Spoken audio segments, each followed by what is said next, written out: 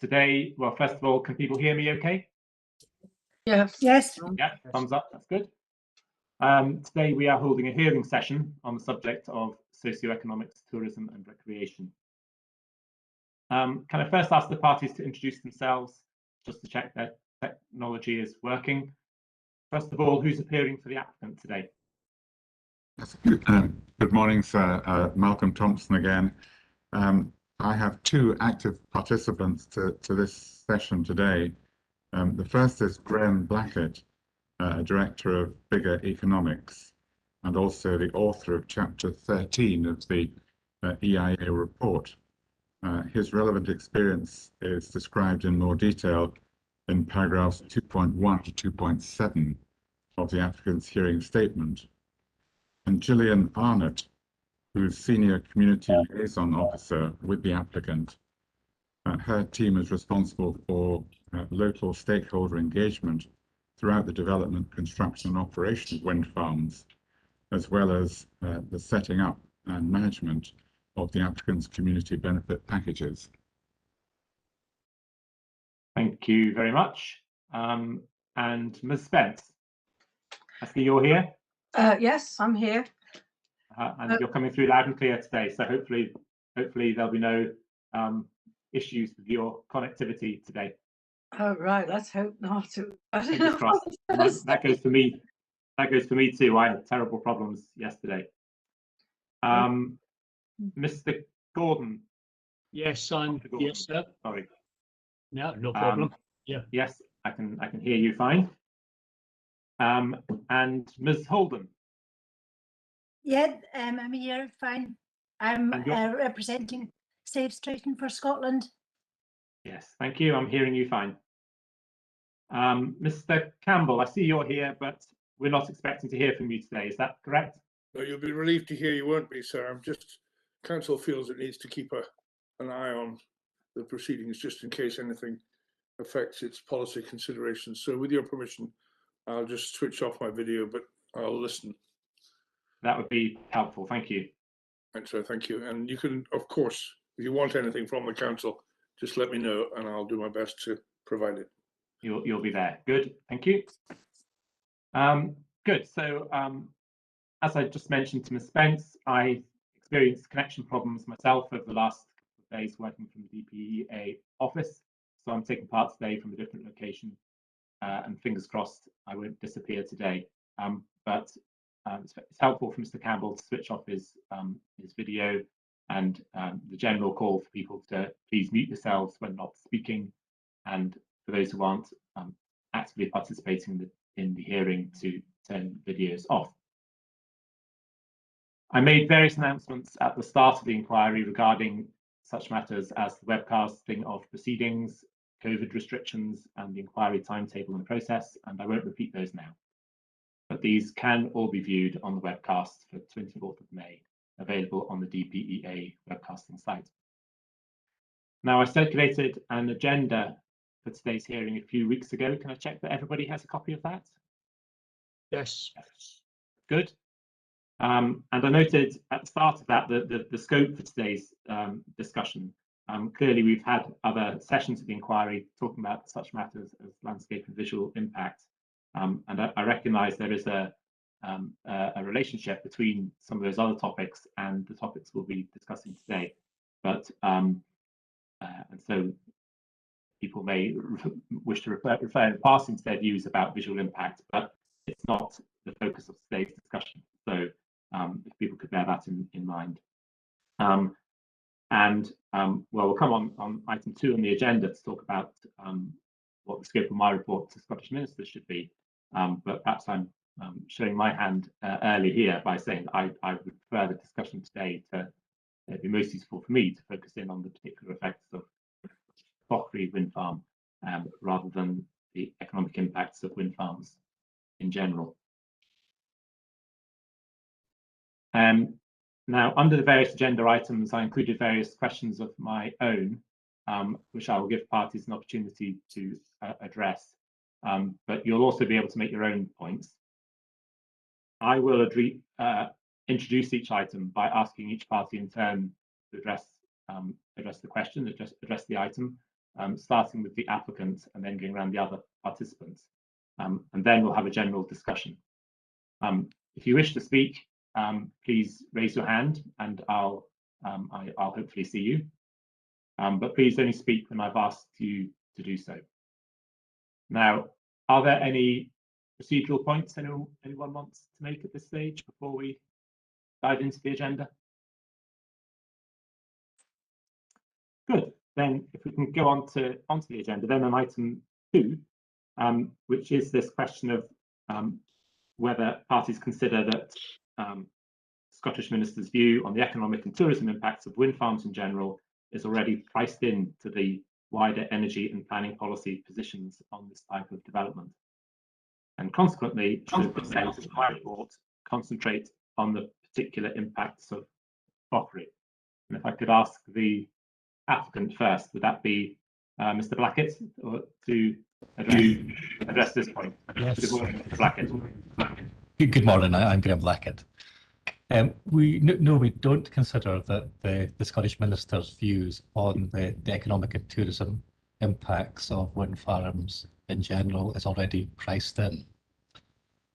The reason for that is because the economic and policy context has changed significantly in the last 2 years.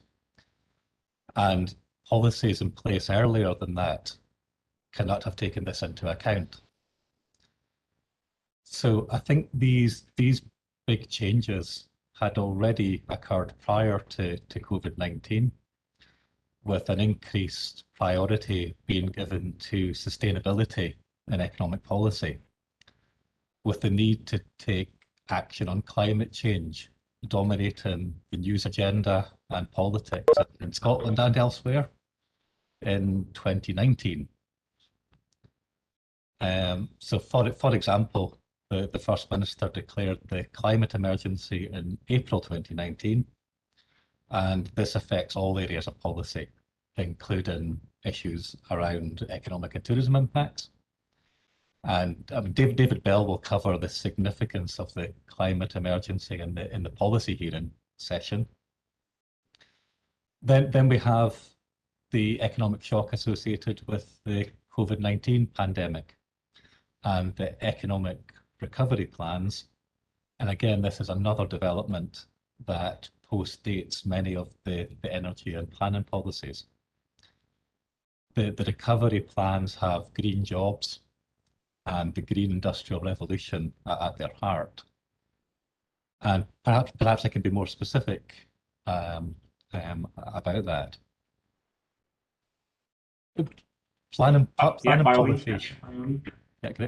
Planning policy should support and facilitate economic policy. And if we look at the National Planning Framework 3, which is CD 4.2, at the start of that document, it confirms this policy hierarchy. And it has the national purpose and the national outcomes at the top.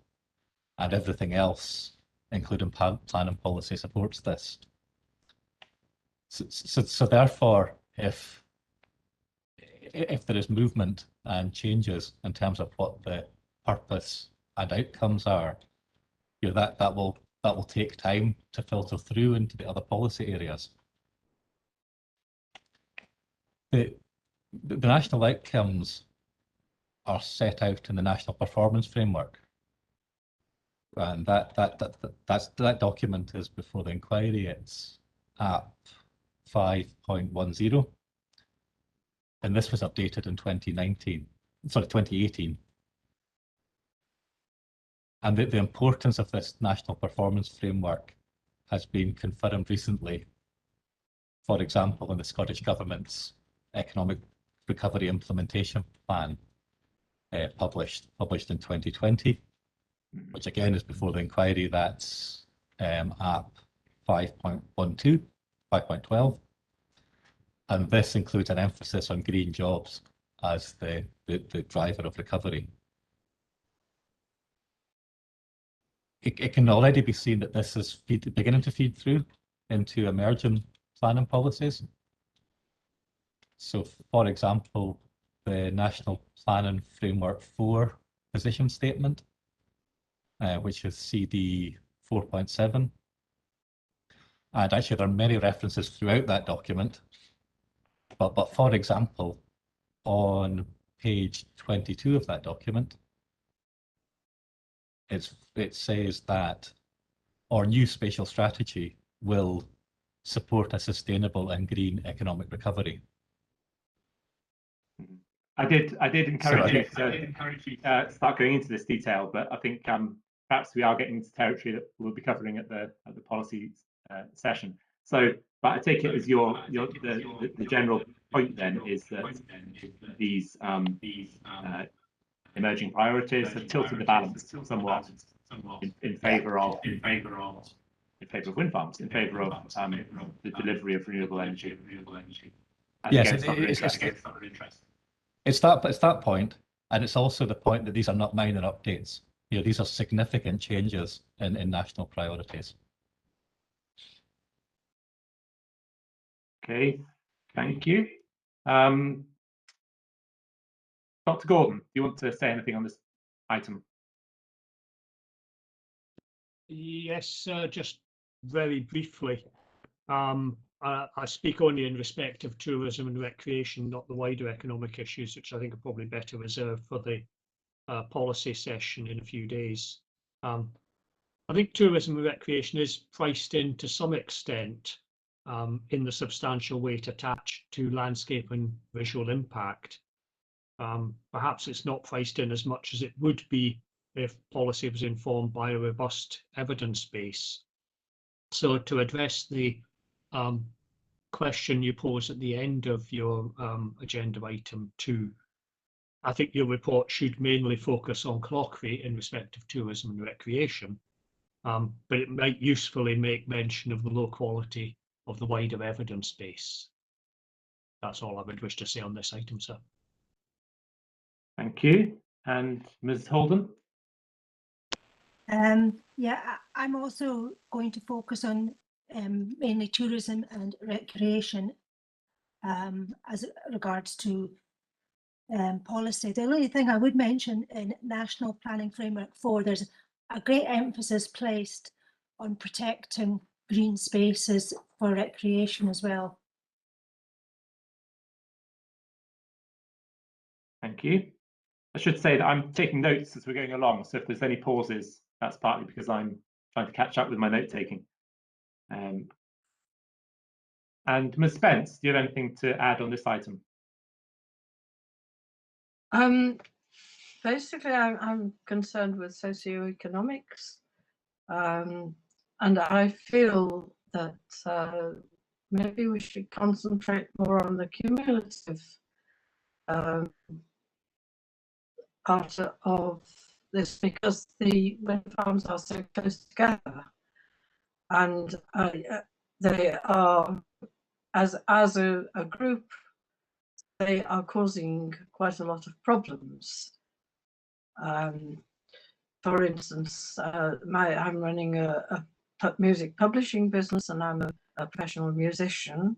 I feel that the situation that I'm in already is bad enough, but the Clauchrie and possibly the Clauchrie, if they go ahead, will just make things totally impossible. I don't know if you want me to go into the reason that I say this at this point. I think probably we'll come on to that at a later item, particularly item 11, which is where I really had yourself in mind, thinking about the particular impacts on your business and livelihood. But I think it's certainly a fair point to say that we're very used to thinking about cumulative impact when it comes to landscape and visual impact. But it probably is fair to think we need to say that we need to think about cumulative impacts more widely. Apart from that, I did notice that somebody sent me an article, I think it was in the Mail on Sunday, about the an SNP Quango who are breaking ranks with the Scottish government, and they're wanting to object to all these wind farms because of the effect that they have on the historic buildings and so on, and they consider they're quite a danger to that. Which you may have read that. I don't know. Yeah, I mean that article isn't before the inquiry, so we should really be limiting ourselves to the evidence. I get before that. the inquiry, but I'll take that as anecdotal evidence. Yeah, but from yourself. it does become relevant. It could quite easily cause the Scottish government to have a rethink and reposition their attitude when they realise that they're causing damage that they probably haven't even considered they were causing.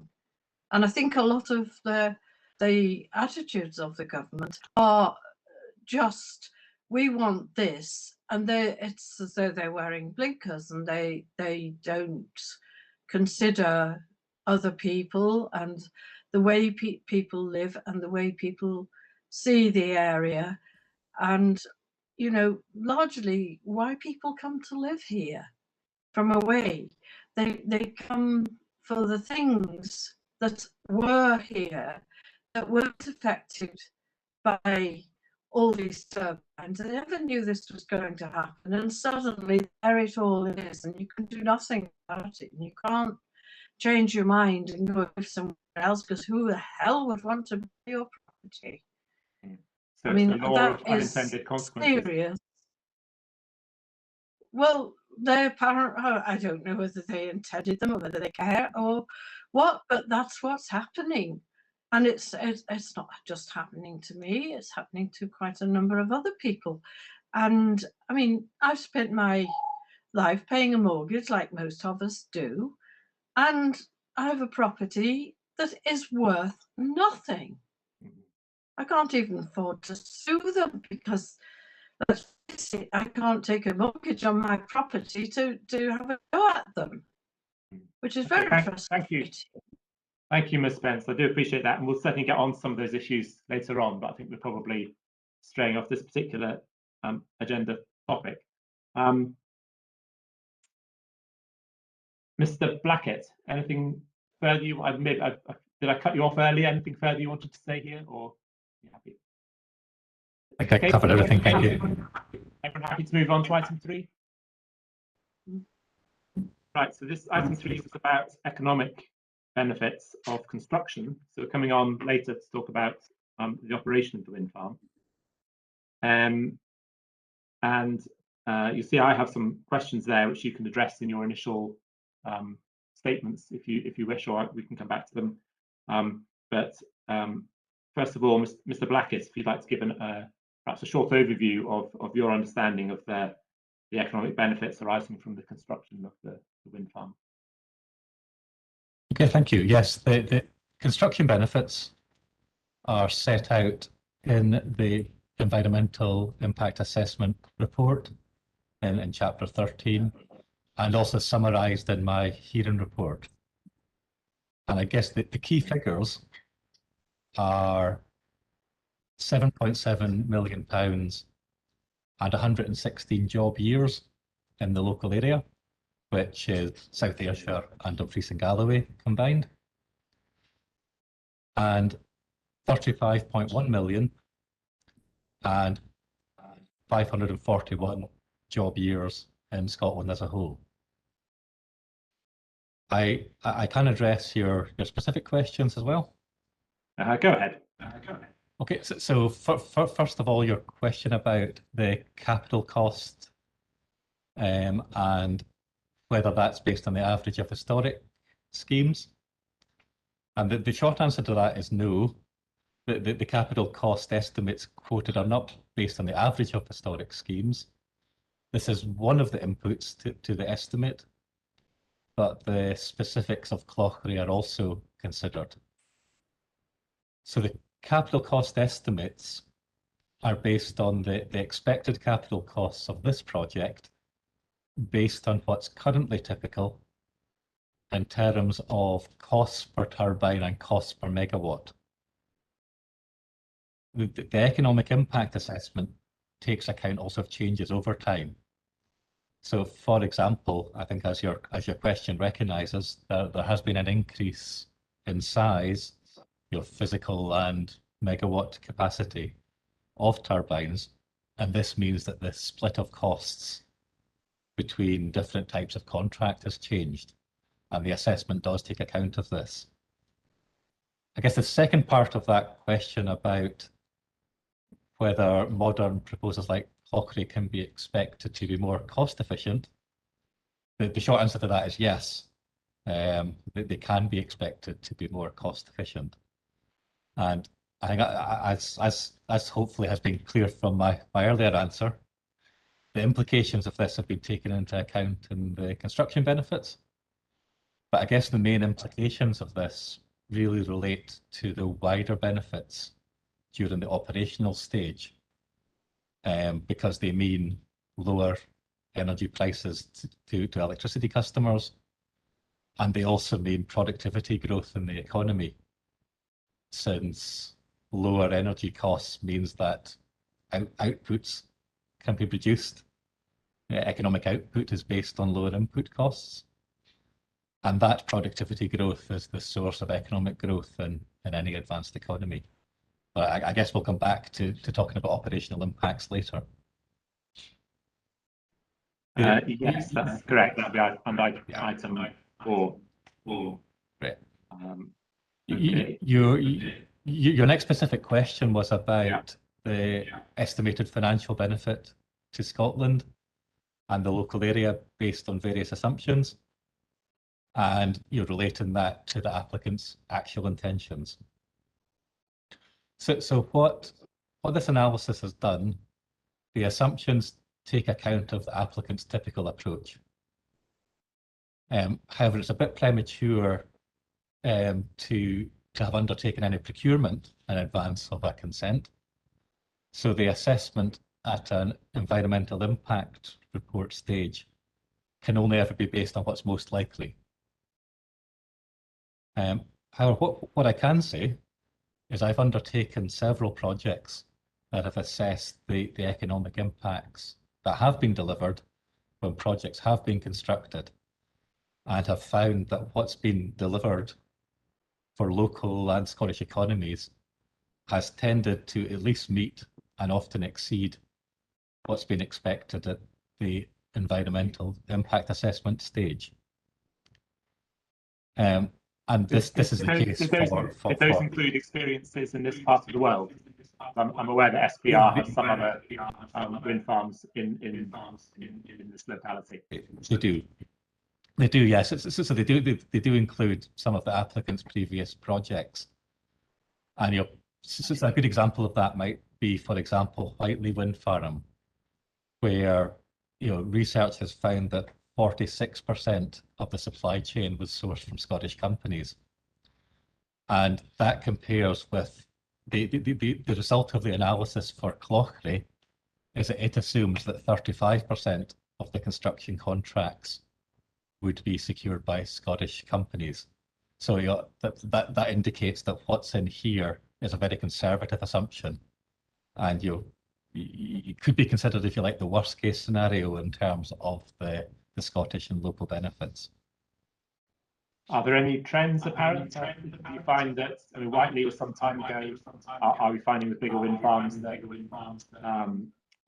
more of the contracts are going abroad, or is a local Scottish industry springing up in response to the boom in wind farms? Yes, it's a second of those things. Actually, over time, the Scottish content is increasing, and actually it's also increasing in areas where there have been wind farm developments. So, and actually this goes on, I think, probably to address the next question that you had about whether the assessment is what is possible or what is most likely. And I think it's the most likely, but conservatively estimated, and that's because what tends to happen is local suppliers will tend to have an advantage over suppliers from elsewhere, since they will tend to have a sort of lower cost base. So for example, they won't require to accommodate staff locally if they're already based in the area. So it's sort of in the commercial interest of the applicant to do whatever they can to maximise the local content. And for this reason, and as the industry has matured, the proportion of local and Scottish suppliers has tended to increase. And this will also be the case where there's been a number of previous wind farm developments,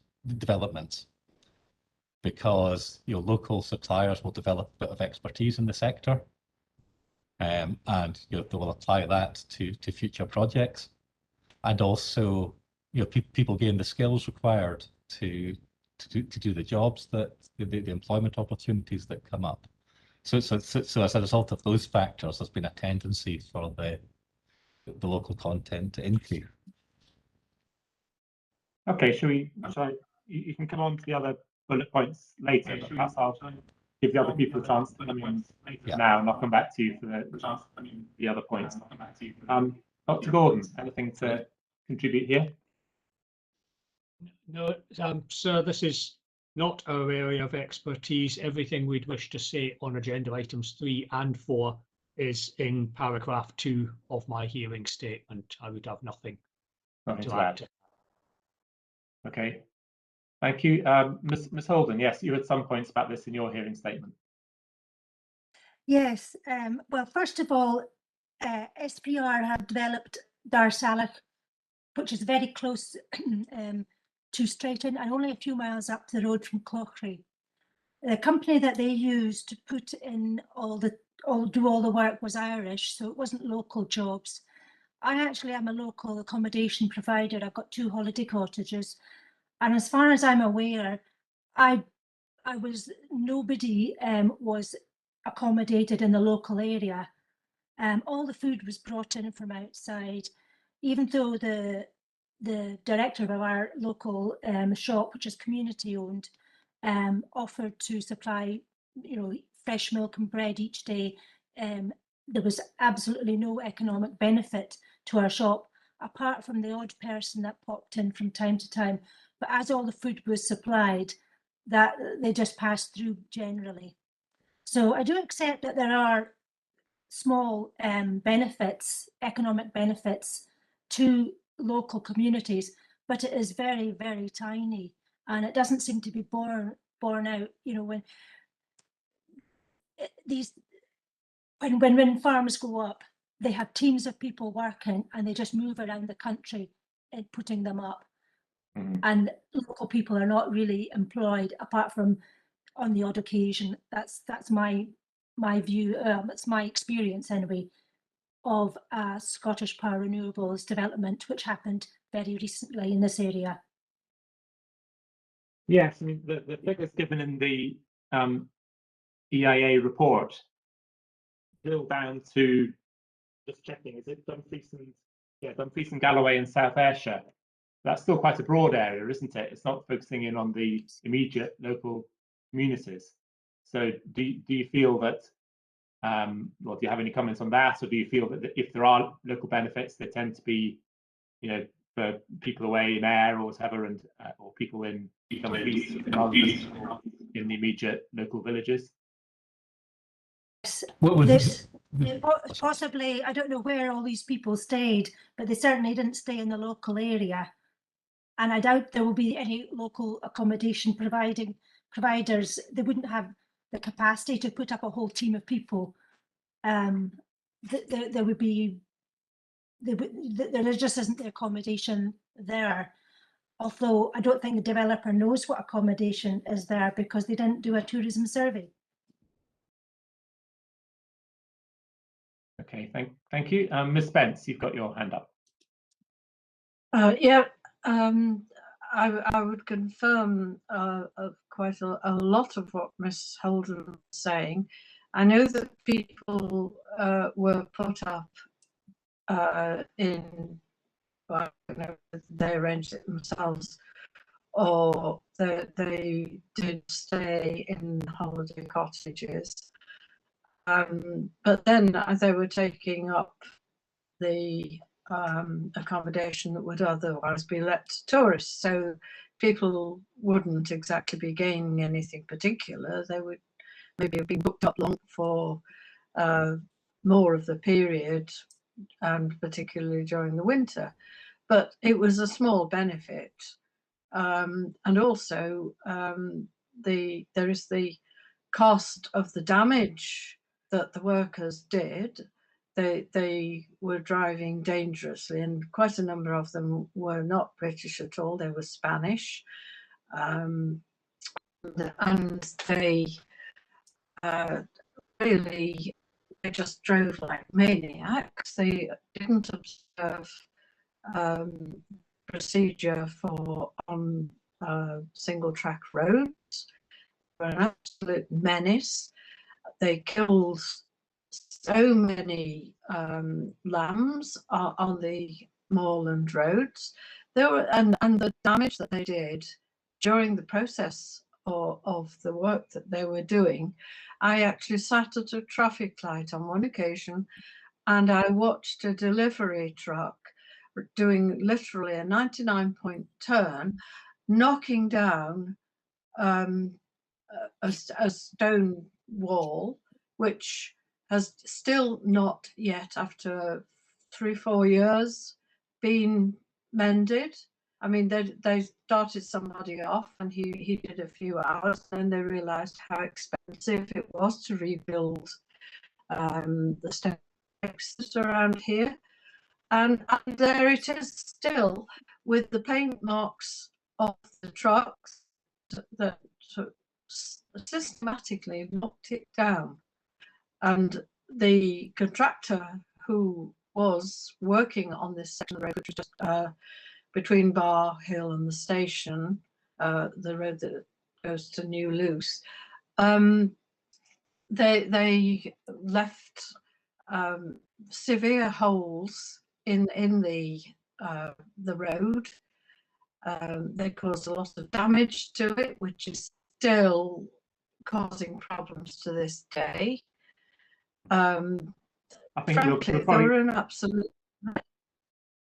yeah, I did pick up on your points in your statement about congestion and other types of economic damage. So we'll come on to that at item 9 on the agenda. But Okay, I haven't got that far reading it. no, that's fine. I've made a note anyway of what you've said there. Mr. Blackett, do you want to come back on anything you've heard, and then perhaps go on to the other bullet points under item 3? Thank you. Yes. Can I pick up on the point perhaps about the perception of local impacts first? Sure. I guess two main things to say about that. One is that the numbers that I quoted earlier from the environmental impact assessment, they take account of work that would not be done by local and Scottish contractors. So that effect's already taken account of there. And the other point is more an issue of perceptions, and I've certainly found this in other parts of Scotland as well, where wind farms have been developed.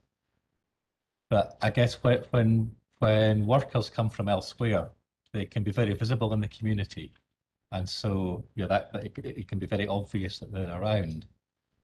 Whereas when people are employed locally, who live locally, it's less obvious that they're working on the project. And this applies both at construction and operational stage. And I think part of the reason for that is because the onshore wind sector, it's more of a market than a profession. So it's people who do all sorts of different jobs. So they might describe themselves as a civil engineer or a fencer or a forester, but they won't necessarily say they work in the onshore wind sector. So I think maybe that explains the difference between what research has found and what sometimes perceptions can be in the community. Okay, thank you. Can I now turn to the yeah? So moving on to the other points, the other questions you ask. First of all, about the turbine contracts and the 19% figure, and just to say that what this means is that we can be confident that around 19% of the turbine contracts will be delivered by Scotland-based companies. And what that's based on, it's based again on the experience of other projects.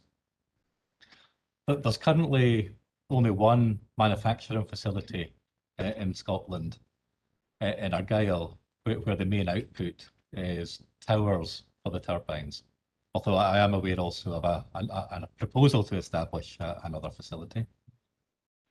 So that 19% of the contracts would, the biggest part of that would be the manufacturing of towers, but there would also be some other elements, such as transport contracts and assembly contracts, or subcontract work perhaps. So if the position was to change, so if there were to be other component manufacturing facilities established in Scotland before this project was constructed, this percentage would be much higher. Now, sorry, I still don't quite understand whether you're saying that this across the piece, across 100 wind farm developments in Scotland, then 19% of them might go to that manufacturer, or if you're saying that in any one individual particular wind farm, which is developing, say, 10 wind turbines, they'll source 2 of the turbines from the Scottish manufacturer and 8 of them from somebody else. No, sorry. What I mean is specifically for this project, that 19% of the value of the turbine contract is likely to be won by Scottish suppliers. So that the way these things work, it doesn't mean 19% of the turbines. It means 19% of everything you require for the turbines. So in this case, the most likely part of that will be the towers.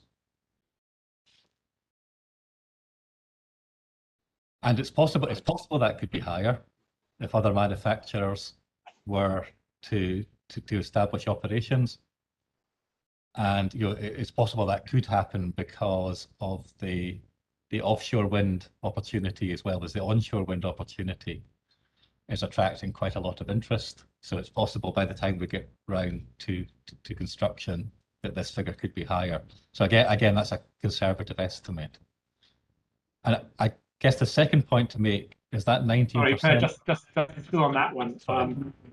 I suppose I would understand on the other, looking at table 13.6.2 and the items on there, I could understand that an item like balance of plant might be made up of lots of little individual components, and 19% of them could go to one company, and 8% to another company, and 15% to another company. But the turbine components seem to be an all or nothing type of thing. But are you saying that turbine row is actually made up of lots of individual components? Yeah, so but actually both of those things are true. Because what would happen is that there would be one major contract to source the turbines, but the company that secures that contract would also have some subcontractors. So it would look to source, it's likely it would look to source the towers for the turbines from the Scottish supplier, and it would also source, it would be responsible for transport and installation as well. So again, it's likely it would source an element of those contracts. So if we think of it as a sort of whole supply chain, where the turbine company may be at the top, there are other areas of possibility within the supplies to the turbine manufacturer. And as I said a few times, most significantly for the towers. Okay, thank you. Sorry, I interrupted you. You're going on to your next point. Actually, I was just going to make the point, but I think you probably covered it there. That of course, this is only the turbine contract. It's different assumptions for the other elements, but I think your own comment reflects that. But maybe it is worth saying something additional about that though, because I think this is sometimes a mistake that has been made in how people perceive the contribution of the sector to the Scottish economy. Sometimes the thinking is, well, the turbine manufacturers are, Danish or German, so there's no impact in Scotland. But that's not the case, because the turbine contracts are only a part of what's required. There's lots of other work required. And it's also not the case because supplying the turbine manufacturers is also an opportunity. So, there are many examples of Scottish firms which have grown and created employment as a result of the onshore wind sector. And this project would help develop that further. Okay, and then the final bullet point about maybe have you just covered that in your answer there then about understanding of the existence of local companies to do this work? To some extent, but there's probably more that we could usefully say that hopefully would be helpful to you. The analysis did take account of some statistical analysis of the local economy. So we looked at, whether there were potential suppliers in the sorts of areas where work would be required. But we did a bit more than that as well. We were aware of specific companies who might benefit. I've mentioned the example of the wind tower manufacturer. Other examples would be professional services or civil engineering. And in fact, we do have some specific examples, and I perhaps could hand over maybe to Gillian Arnott, who can maybe give some examples of local suppliers in the area. Okay. Good morning. Good morning. Good morning. Good morning. I'm Gillian Arnott. Yeah, so I mean, as we've discussed, Scottish Power Renewables has got a long history of wind farm development, construction and operation in South Ayrshire. And as such, we work with a number of local firms. So generally just prior to construction, we would meet the developer days. So we would go along to local halls and we would invite local suppliers to come along and meet with ourselves, our construction team and our lead contractors. To give an indication really of local supply chain during construction, if I can use an example of a project that we have just finished, we've just completed construction at our Clauchrie wind farm in Caithness. This has seen the employment of 12 local businesses to deliver a variety of goods and services, such as providing concrete and pouring building foundations, earthworks and drainage, forestry clearance, site security, site cleaning, and the provision of PPE, signage, tools and general building supplies. So where possible, we look to employ local people as it's beneficial to our business to have our teams based locally so that they're close at hand to optimise the performance of our wind turbines at all times. In South Ayrshire specifically, 7 of the 10 Scottish Power Renewables locally based operation and maintenance team live within South Ayrshire. And additionally, there's around 30 of the technicians that we contract to maintain and operate our fleet also live within South Ayrshire. Okay, thank you. Ms. Holden, do you want to come back on anything you've heard there, or? Well, just the one thing where the turbine contract of 19% was mentioned, and the manufacturer of the towers constitutes the main part of that 19%, only because that would come, and if that factory in Argyll, for instance, were to close, then that figure would be a lot less, obviously. I don't know how. Mhm. Um, But equally, if another company opened up, it would be higher, could be higher. yes, So yes, but there's some uncertainty. Yeah. yeah, Mr. Blackett was saying it would be much higher, but it potentially could be even lower. I'd just like to make that point. Thank you. Right, shall I move on to item 4? Or does anyone have any further points? Okay, then. So item 4 is about the economic benefits or claimed economic benefits of the wind farm in operation. Again, I'll start with the applicant, please.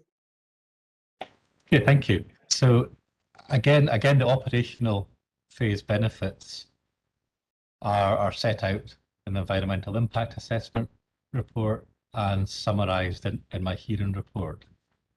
So some of the key figures are 0.7 million and 9 jobs in the local area. Now these are annual impacts, and 1.1 million and 15 jobs in Scotland as a whole. Then we have some wider impacts identified from business rates, from the economic impact that could arise from community benefit, and for the opportunity for the local community to invest. However, these economic benefits are relatively narrow. The economic, because they're associated with the operation of the wind farm itself.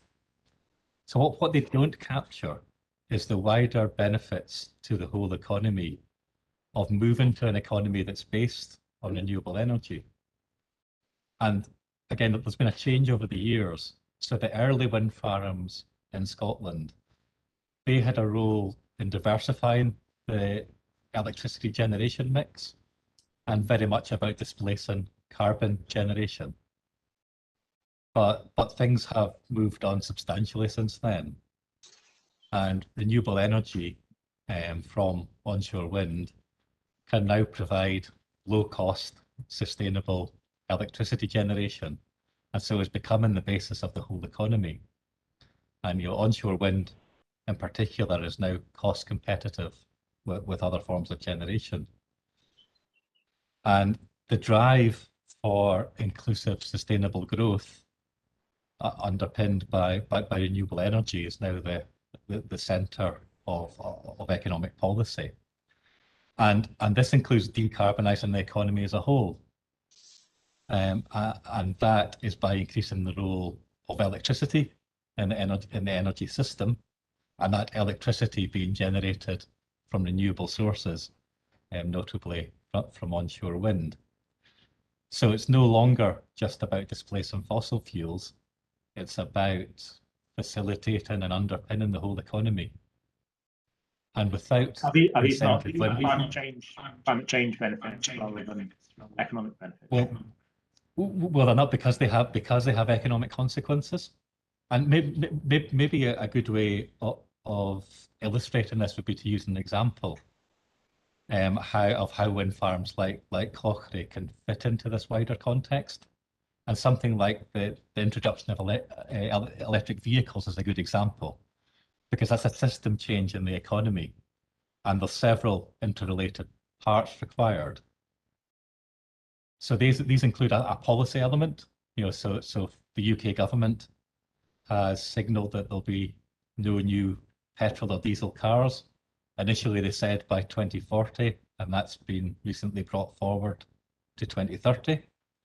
What that does, that encourages vehicle manufacturers to move R&D spending away from petrol and diesel towards electric vehicles.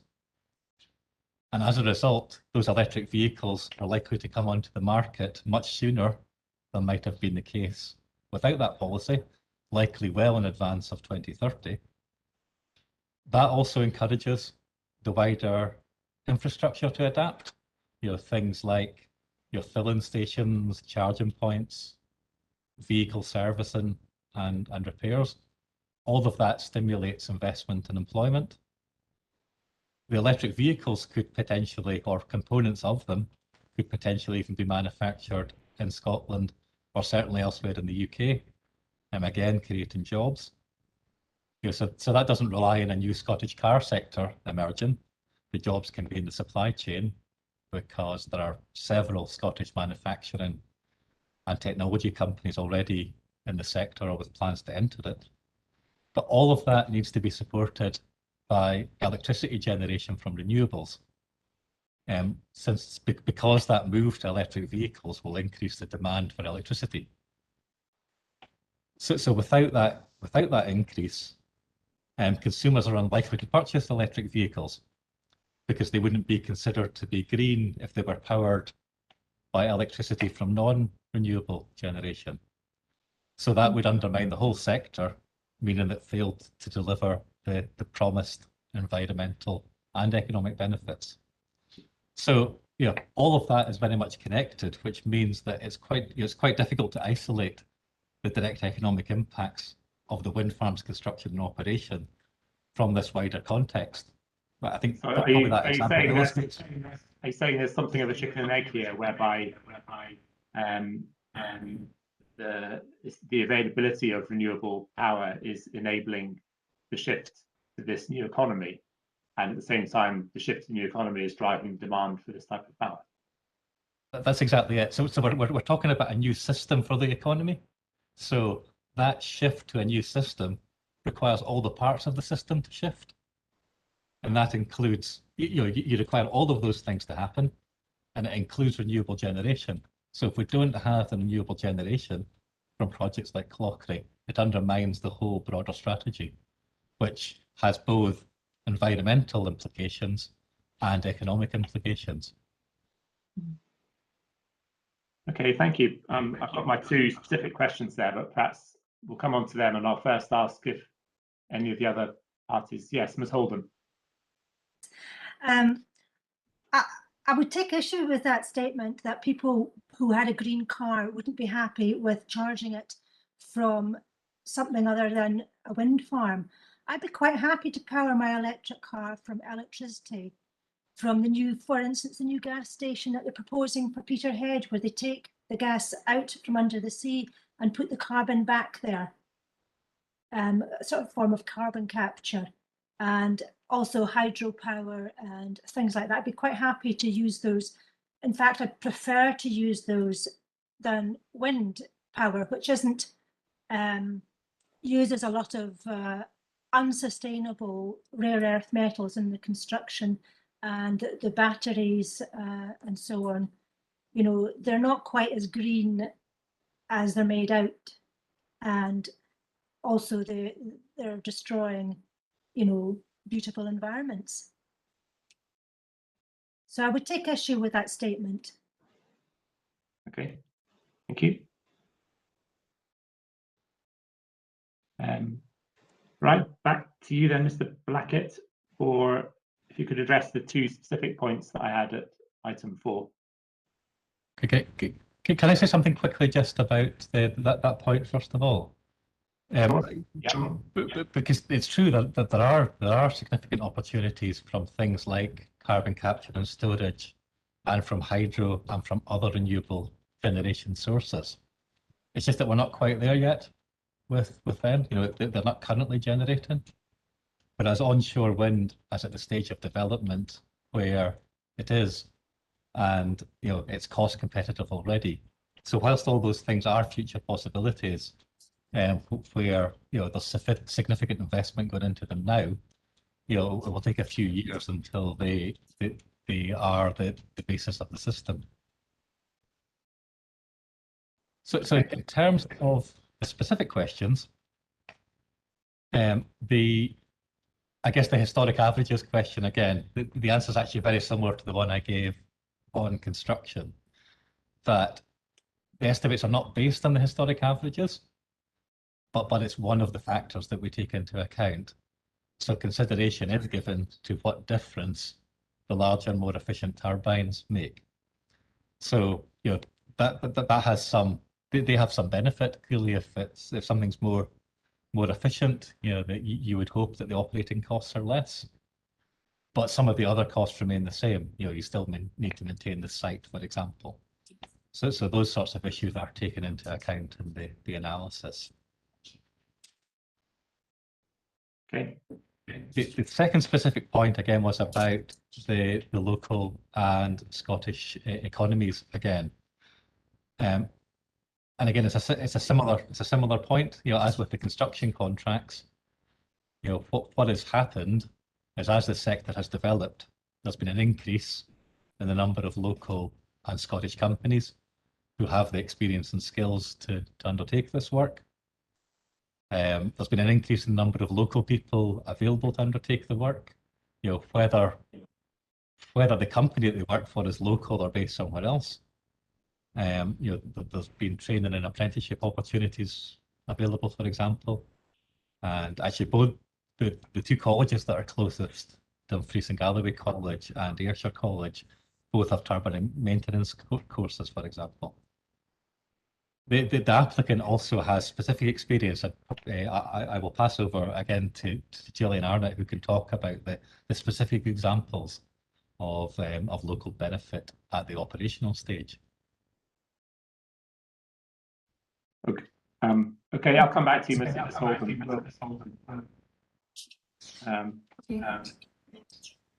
Thank you.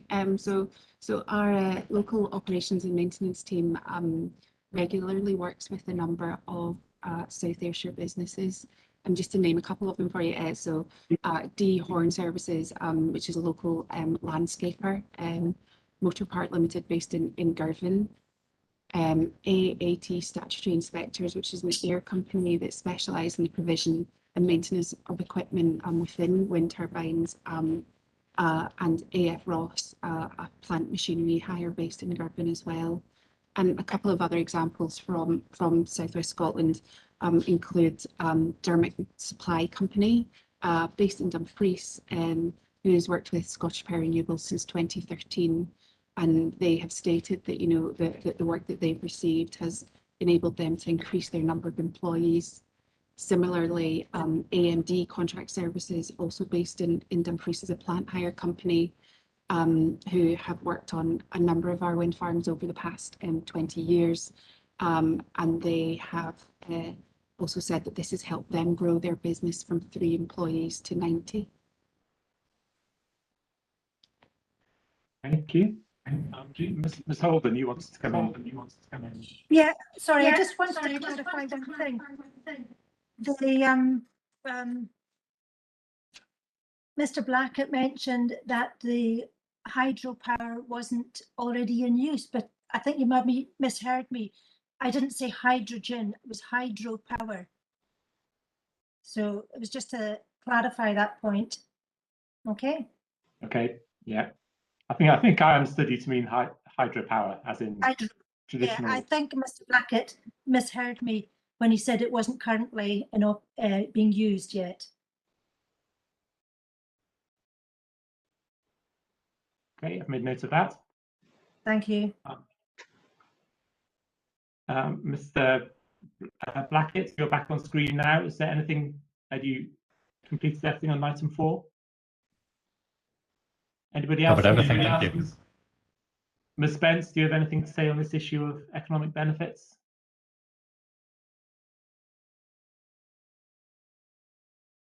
You're not. Okay. Yeah, I'm back now. I clicked it off again. I think that the council will agree with me that the damage that was done to the roads with all the deliveries and so on was supposed to be paid for by SPR on the wind farms that they built around the area where I live, and they took a very long time to come up with the money, and it took a very long time for the roads to be repaired. In the meantime, there were people getting flat tires from going over the potholes in the road that they'd made, and there was considerable cost to individual motorists simply because they damaged the road and didn't pay for the repairs. Okay, I don't know thank you. if Mr. Campbell can ascertain what I'm saying from the council, whether he has that information or not, but that is the reason that was given to us for the state of the roads. Well, I'll ask Mr. Blackett if he wants to come back on that at this stage, or issues more under item 9. I mean, I think the specific circumstances I'm not aware of. I mean, I guess all I would say in a general sense is my experience of the applicant is that they're a very professional approach to everything, and will follow best practice in all of these matters. Okay, thank you. So we go on to item 5 then, where I'm asking the question if parties agree that my or Scottish Minister's decision, my recommendation on the acceptability of the proposal should not be influenced by the offer of potential community benefit funding. Mr. Blackett, do you have a view on this one? Yeah, again, the short answer to that is yes. It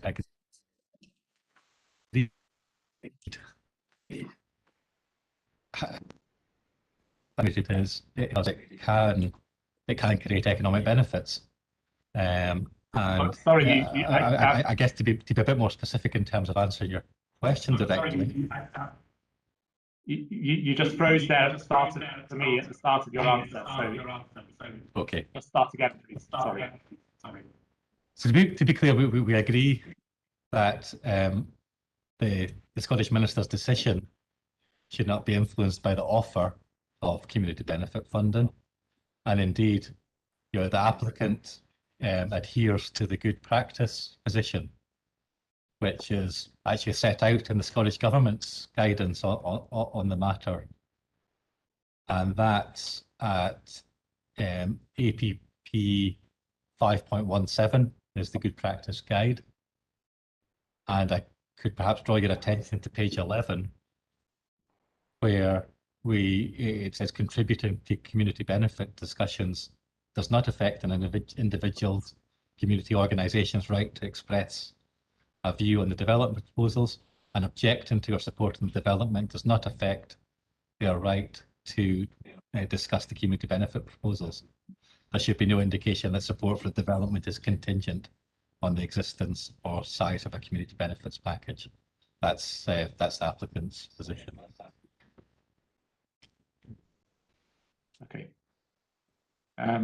Yes, Mr. Thompson. Yes, Mr. Thompson. I'm sorry to interrupt, sir, but I think we've lost Miss Spence.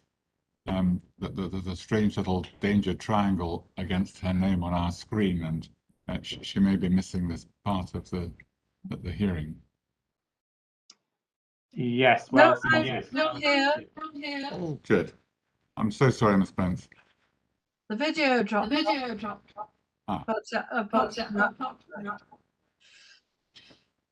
Yeah, well, if you're having difficulty with Spence, then turning off your video is a good idea.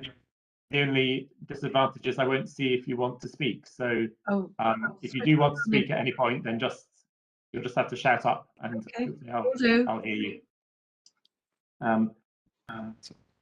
Right, thank you, Mr. Blackett, for that answer. Does anybody else want to chip in? Yes, Ms. Holden. Yes, Ms. Holden. Yes, I would agree with that as well. Okay, thank you. Yeah. And Mr. Blackett, maybe you haven't quite finished. I guess yes, we have a second point to make. So whilst we agree, that doesn't mean that the community benefit is not relevant, because it does generate economic benefits. And in this case, the package of £5,000 or equivalent per megawatt per year, that could support 9 jobs in local community and voluntary groups. And there are also examples of community benefit and support and the direct economic benefits as well. So, the community benefit funding can have a reinforcing effect, but by helping to increase local economic benefits. And obvious examples of this would be things like skills initiatives, which would help to improve local access to the economic opportunities. And there'll be good examples actually in this area from other wind farm developments of things that have had an economic impact from community benefit. And the local pub or hotel, the Trout Inn in Bar Hill, is a good example of that. That had closed down and it's now been purchased as a community asset. And that's been made possible by community benefit funding as well as from other funding. So there are economic benefits associated with community benefit. And actually, Gillian Arnott again has some other examples of that, if that would be helpful. Well, before we go on to, I'm still not clear. Are you saying that I should be taking cognizance of these things or not?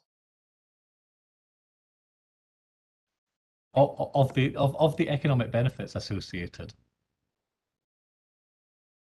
because they're connected to economic benefit.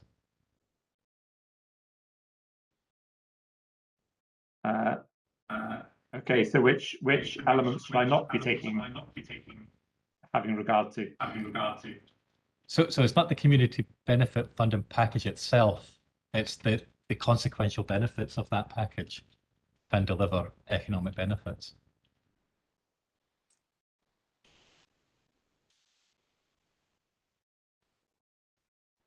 Okay, I'll need to think about that.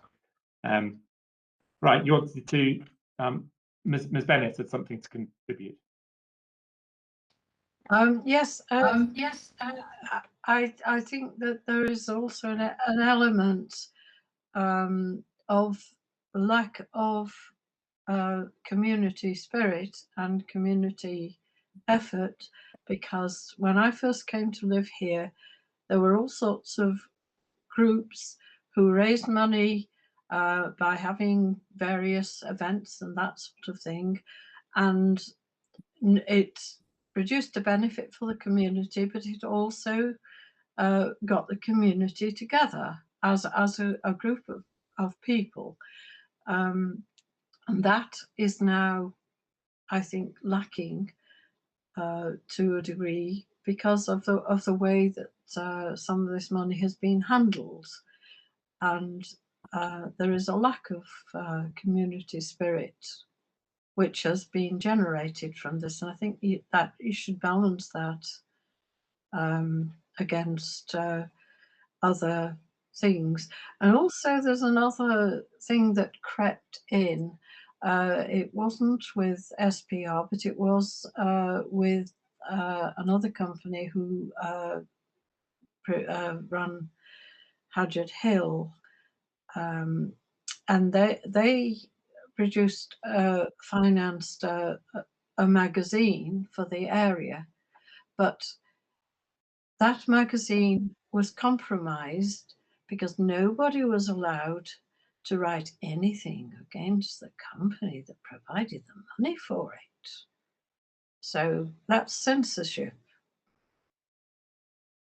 And I don't like that.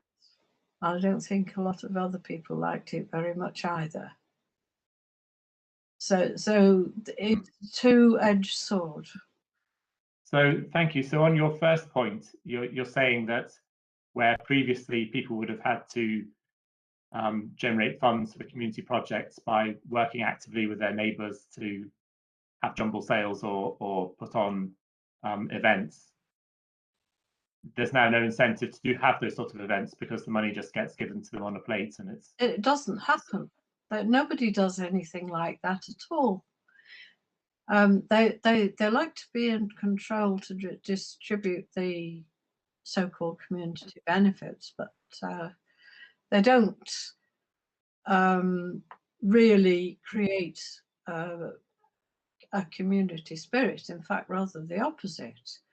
I mean, the people, for instance, who were distributing hampers at Christmas, which they decided to do, you know, some of the people who were actually volunteering, they were saying, you know, people were sort of being so peevish about, oh, it hasn't got this in or it hasn't got that in, and it's really sickening that it has made people behave in this way. So I don't think that community benefits are really benefits at all in the long term. Okay, thank you. That's interesting. Ms. Bennett, were you going to give me some specific examples? I was, not? yes. Was that Okay. me? Yes. Okay. Yes. Sorry. Yes. Please go ahead. So, Please go ahead. Yeah. So just to give you some examples of some of the benefits that we have delivered, Scottish Power Renewables and community benefit funds across South Ayrshire have contributed £31,000 towards a number of different grants for local bursaries, for education courses, and for upskilling of lots of different kinds. And there's a few local examples of direct employment as well. So specifically in Bar Hill, over a number of years, the role of a local gardener and handyman to deliver maintenance of village planters and outdoor communal areas, including the car park, the memorial hall, the land around the play park, as well as litter picking and weeding throughout the village. The handyman for that role in his services over this time has received £74,000, and he also provides the same service to local residents of Bar Hill and the surrounding areas who are aged over the age of 65 who might need assistance with that. Another example is over the past couple of years, there's also been a contribution towards the role of a Cree Town Initiative Development Project Officer. So one of the things, you know, one of the ways that we actually do see communities come together and engage with each other around community benefit is that we very much encourage them to develop community action plans, and they can secure some additional funding if they wish through Local Energy Scotland from the Scottish Government to give them the capacity to actually come together, engage with each other, consult, identify what they consider to be the greatest priorities within their community, you know, over kind of 3, 5, 10 years, however long that might be, for things that need improvement or investment within their community that they can deliver with community benefit funding. And this just over £25,000 has gone towards the development officer in order for them to kind of move all of those things that have been identified by the community forward and help to deliver some of those projects. Other examples in South Ayrshire is in Girvan, the community sports hub received just over £6,000 to fund a 6-month employability pilot project to identify, recruit and train 6 young people into employment in the South Carrick area. And another example is the South West Scotland Community Rail Partnership, which looks to promote social inclusion and sustainable travel by improving links between local communities, received £10,000 contribution towards the salary of a project manager for them in order to deliver that over 2 years as well. Thank you. Thank you. Any final points on this item, item 5? Dr. Gordon. Just very briefly, sir, I have to say I'm a little confused that if community benefit is not a material consideration, then I don't really see how the expenditure of community benefit can be a material consideration. But I have to say I'll leave that to your expertise on the planning law to disentangle. Yes, I'm slightly confused about that myself, but I'll go over my notes and have a good think about it. Ms. Holden. Yeah, just to mention that the money that Scottish Power give to community benefit companies which have been set up, and then the community applies to the community benefit company for funding for various projects. It's virtually unheard of that they'll give money for salaries. Now, those instances, Mr. Blackett mentioned 9 jobs, but that wouldn't be from the community benefit. That's maybe Scottish Power doing that themselves in a separate kind of arrangement. Would that be right? Ms. Bennett, do you want to answer that question? Probably one for me. Yeah, I mean, I think the 9 jobs is to give us feeling for the scale of it. You know, so if you look at the voluntary community sector across Scotland and the direct jobs that it supports, a fund of this scale would be associated with employment of about that level. So that's not about the direct employment. But I think we just heard some examples of direct employment of project officers, which, you know, obviously that's a benefit in itself, and it also generates further benefits by helping community organisations develop projects, which then have, you know, a benefit to their community, but also wider economic and social benefits. So it's a mixture of all of those things. I'd also Okay, just well- like to, could I just mention, Yeah. reiterate what Pat Spence said about it being a very double-edged sword. I mean, you've employed in Bar Hill gardener, handyman. In our village, we've got a group of a group in the community who voluntarily pick litter, do the planters, and look after the local area.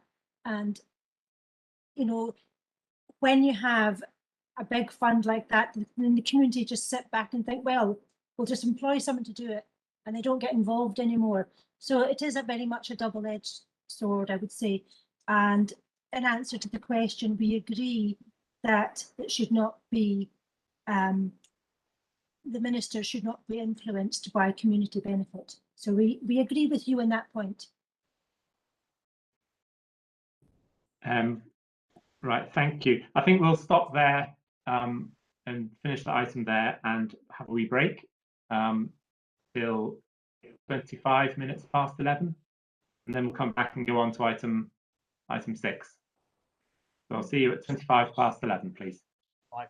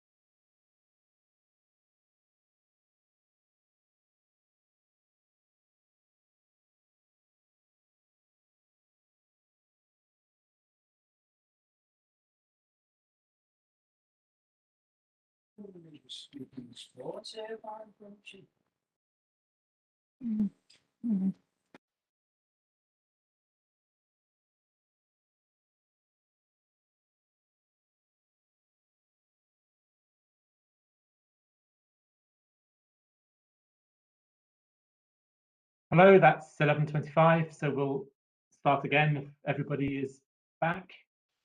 Mr. Blackett, are you back with us? Yes, you've popped up now. Yes, hi. Now I've just had a message that I've misheard somebody. Had an email from Smera Akbar saying she's received an email from the applicant.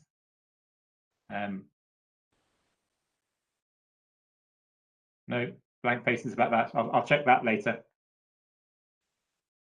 Oh, Mr. Thompson, I can't hear you. Can you hear me now? Yes, yes. Great.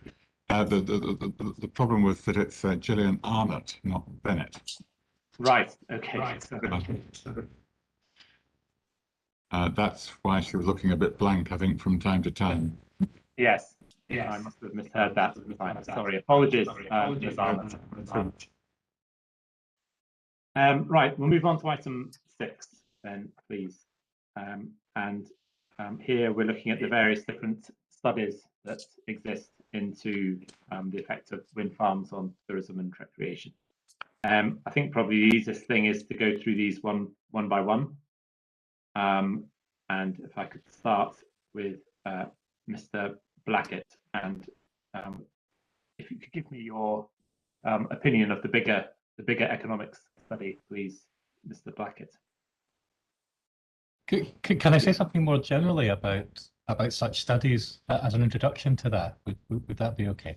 By all means, that'd be useful. So, because I think it's worth considering, you know, what the link could be between wind farms and tourism and recreation, because that might help us know what we can look for in such studies.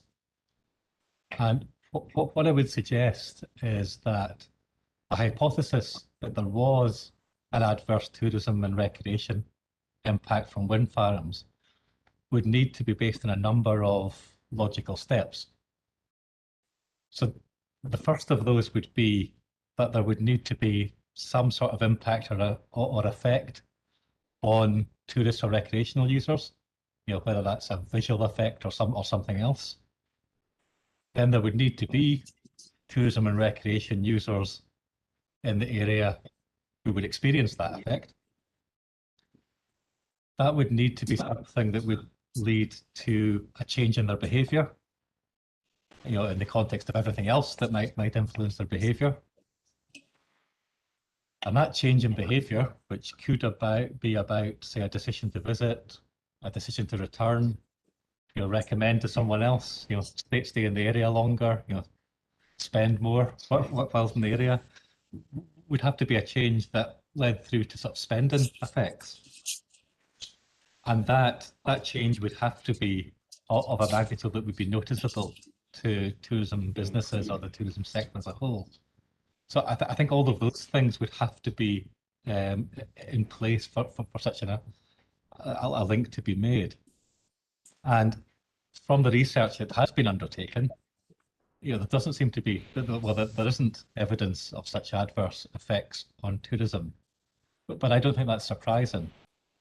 And I don't think it's surprising because there are high levels of public support for renewable energy, including for onshore wind. And wind farms are now well established in Scotland. If they'd had an adverse impact on the tourism sector in particular, I think evidence of that impact would be apparent by now. And I think it's also reasonable to say tourists might expect to see wind farms when visiting Scotland, particularly rural Scotland. And I think it's also not surprising because the factors that determine the success of the tourism sector are not really factors to do with the presence or otherwise of a wind farm. There are many other issues. You know, I guess some of these have been very obvious in the last year or so. You know, about the ability and willingness to travel, about, I guess, the state of the economy and whether people have disposable income for leisure. You know, things like exchange rates, the quality of the overall tourism product, tourism destination marketing, and I guess the quality and value for money of what's offered to tourists. So I think those are all reasons why we shouldn't be surprised not to find a link. Now it could be argued that there's no proof that wind farms do not damage tourism, but I guess the issue with that is it's never really possible to prove the absence of a relationship in a study like this. So I think those are kind of general points, and perhaps if I could say something more specifically about the bigger economics study. Well, we'll stop there because you've raised some interesting points there that others might wish to comment on. So you said you mentioned 4 factors, if you like, the sort of flow between there needs to be an effect on tourists, that there need to be tourists in the area, there needs to be a change in behaviour, and then there needs to be an effect on spending. And then you said that the studies didn't demonstrate any such link. So when you say studies don't demonstrate a link, that's the link between, if you like, the link between 2 and 3. There may be tourists in an area, they may be able to see wind turbines, but there'd be no change in their behaviour. And no. Yes, yeah. I guess the distinction I'm drawing is for there to be a link, particular link on tourism. It's not about whether tourists might see a wind farm. It's about whether that wind farm may lead to a change in their behaviour to an extent that would impact on the tourism economy. So I think those are separate issues. Okay, I understand. On these general points, then, does anybody else wish to come in? Yes, Dr. Gordon.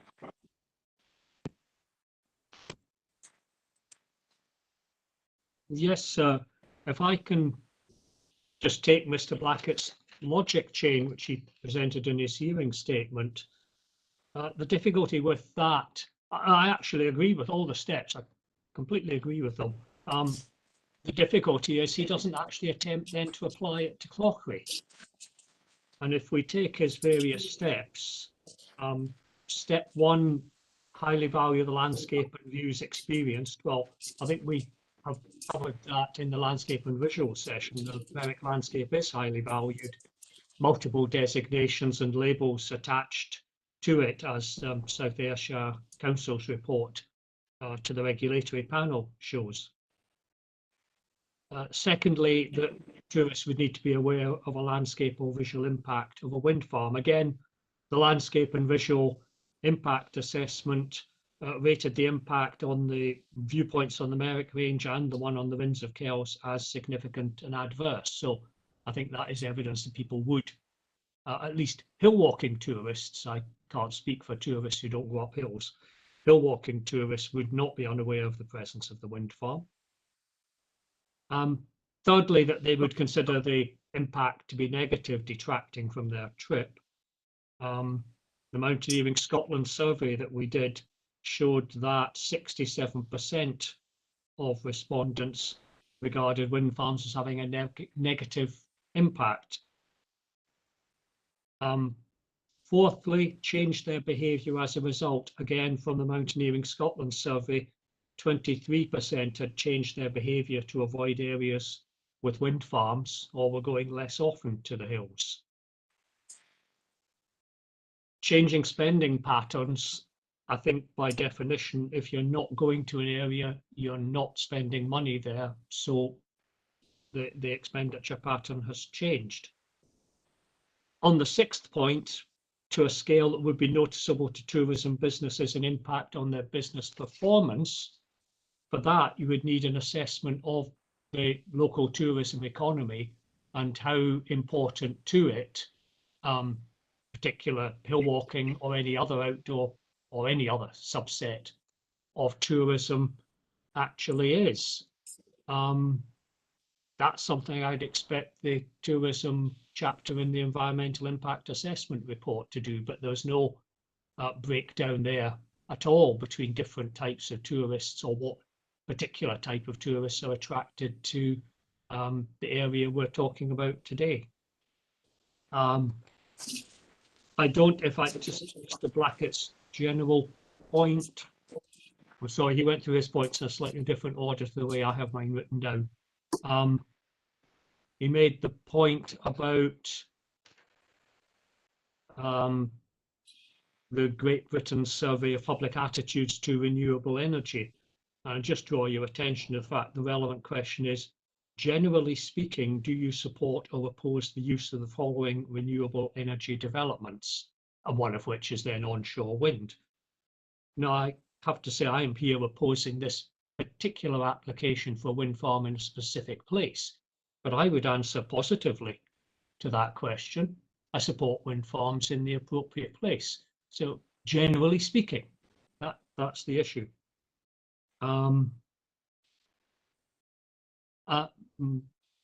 Mr. Blackett has made the point at other PLIs I've been at that evidence of impact would be apparent by now. Well, I'm not sure how he expects it to become apparent if nobody actually looks for it properly. You know, you need a study of the scale and rigor. A study of scale and rigor to be able to actually assess the impact. As far as I'm aware, only my own work, and I will accept that is simple and pretty crude, only my own work has actually done two things. Firstly, looked at the impact in relation to the quality of the landscape around or that the wind farm's in. And secondly, looked at the reactions of a specific set of tourists. Mr. Blackett makes the point you can't prove a negative. But I would make the point that if you don't actually look at the relevant factors, then you can't prove anything. And I've used a perhaps slightly facetious illustration in my hearing statement, which you'll have read. I just make the point that if you look at the heights of the population, it is not apparent that there is a marked difference between men and women. You have to actually analyse it by sex to see that. If there is no analysis by landscape quality or other aspects such as the context of other wind farms being around, then you won't be able to show any effect because you haven't looked at it. And I'm sorry, sir, just one final point. Again, I agree with Mr. Blackett. I know he'll be quite shocked by that, but I agree with Mr. Blackett that there are innumerable factors that affect tourism nationally and in a local area. Where we differ is that when you get down to the very local area, I think the presence or absence of a wind farm can make a difference depending on the landscape around and the context, etc.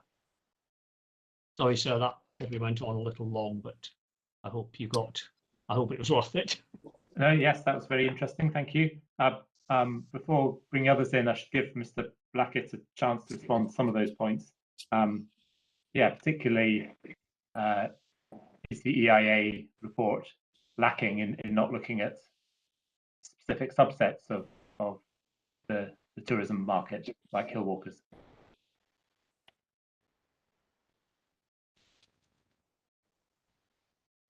Okay, I'm hesitating slightly because there are some specific matters that I was going to come to in response to some of the later points in the agenda covering that specific issue. I think we'll, given that Mr. It's in play now, I think we'll deal with it now. Otherwise, my notes will get very confused. Okay, great. So, yes, I mean, I don't disagree that tourism and recreation makes a contribution to the local area. And so I guess the starting point is to think about, so what is it? Where is the tourism activity in the area? And those are the sorts of things that we think about when undertaking the environmental impact assessment. And I guess we can also look to other documents that that will help us with this. And I think actually SNH's wildland assessment tells us something about this. So that's CD 719. And that says something about where tourism activity takes place in the area. Suggests that it's in the forest rather than the hilltops. And if we go to, in particular, the last paragraph on page 3 of that wildland assessment says that there is a noticeable difference in terms of human activity between the land area and the surrounding parts of the forest park. Whereas the forest park is popular as a recreational destination and contains numerous visitor facilities, the wildland area is much more lightly used with little obvious recreational provision. So, that suggests that there's no particular need to focus in on hill walkers as a particular segment of the local tourism market. Is there an argument that some tourists are more sensitive to wind farms than others, and like a golfer might be less sensitive to a wind farm on a distant hilltop than the hill walker might be? Yeah, so therefore what we've done in the environmental impact assessment is we have considered what are the kind of tourism and recreational assets in the area, and what might be the things that might influence people's decision around them. And the assessment is sort of based on that. So it doesn't assume that it's to do with the landscape and visual impact. It considers it from the point of view of the tourists at each of the tourism assets. Now, I guess there's a general thing here that tourism in the area, almost by definition, is rural tourism, and therefore natural scenery and the landscape's going to be an important factor. But that's also the case for almost every wind farm in Scotland. They tend to be based in rural rather than urban areas, and there's no evidence of adverse effects elsewhere.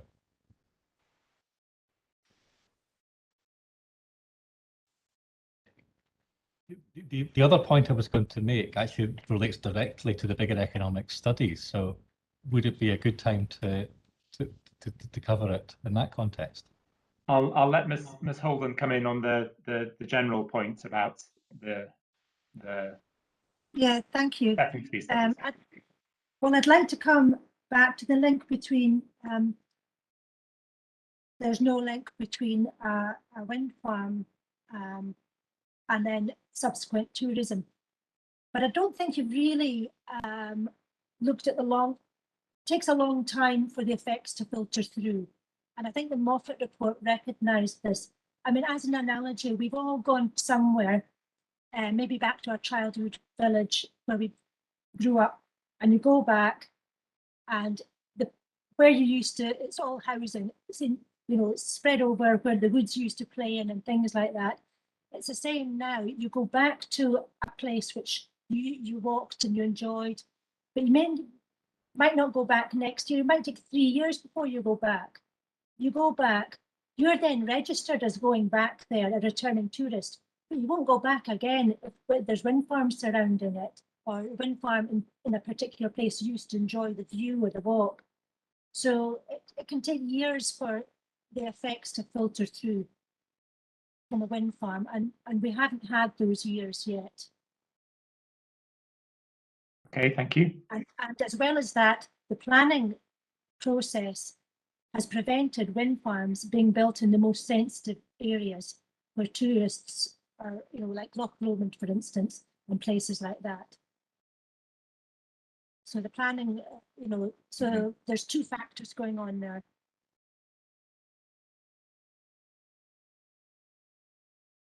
Okay, sorry, I'm just catching up with my notes.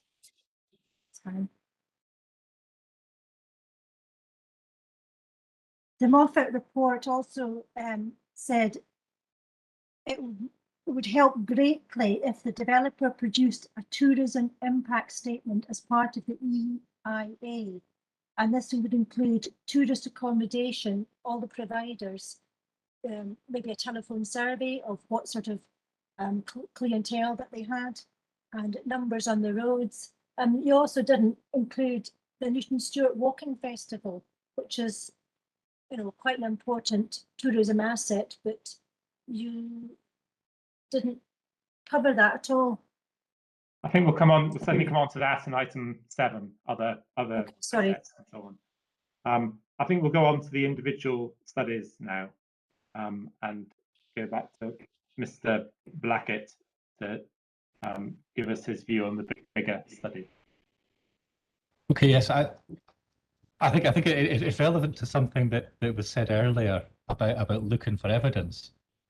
So that's what the bigger economic study did, and you know, for the avoidance of doubt, I was the lead author of that study.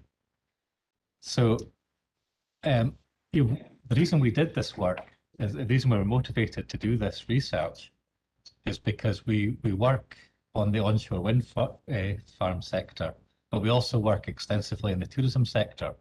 So we were interested in whether there was a relationship between the two sectors. And so what we did is we looked for evidence that wind farms could be harmful to the tourism sector. And we did that where we thought it was most likely that we would find it, which was in the tourism employment statistics, where we focused in particularly on the vicinity of wind farm developments. Now, the reason we use those statistics is because they're by far the most granular data that's available that would tell us something about the health or otherwise of the local tourism economies. And we did that by looking at wind farm development, and you know, in effect looked at tourism trends before and after wind farms were developed in an area, and looked to see whether there was any correlation between sites.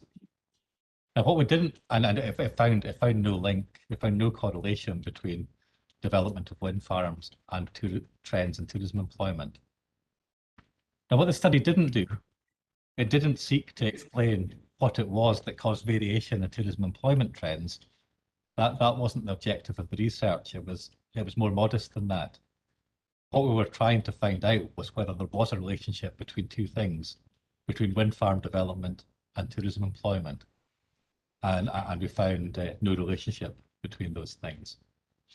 What about Ms. Holden's point that she's just given us, that people might go back once and therefore still show up in your statistic, that if people would only visit an area every few years, then you'd need a longer term study to pick that up? Yeah, so I mean, I guess there's an issue with that sort of approach, which is one of the things actually done in the Moffat report. Because again, essentially what you're doing there is, I guess it's about people's perceptions and predicting what their behaviour might be. So essentially, the methodology for something like that is really to ask a tourist about a particular area, and then to suggest to them there could be a change in that area, and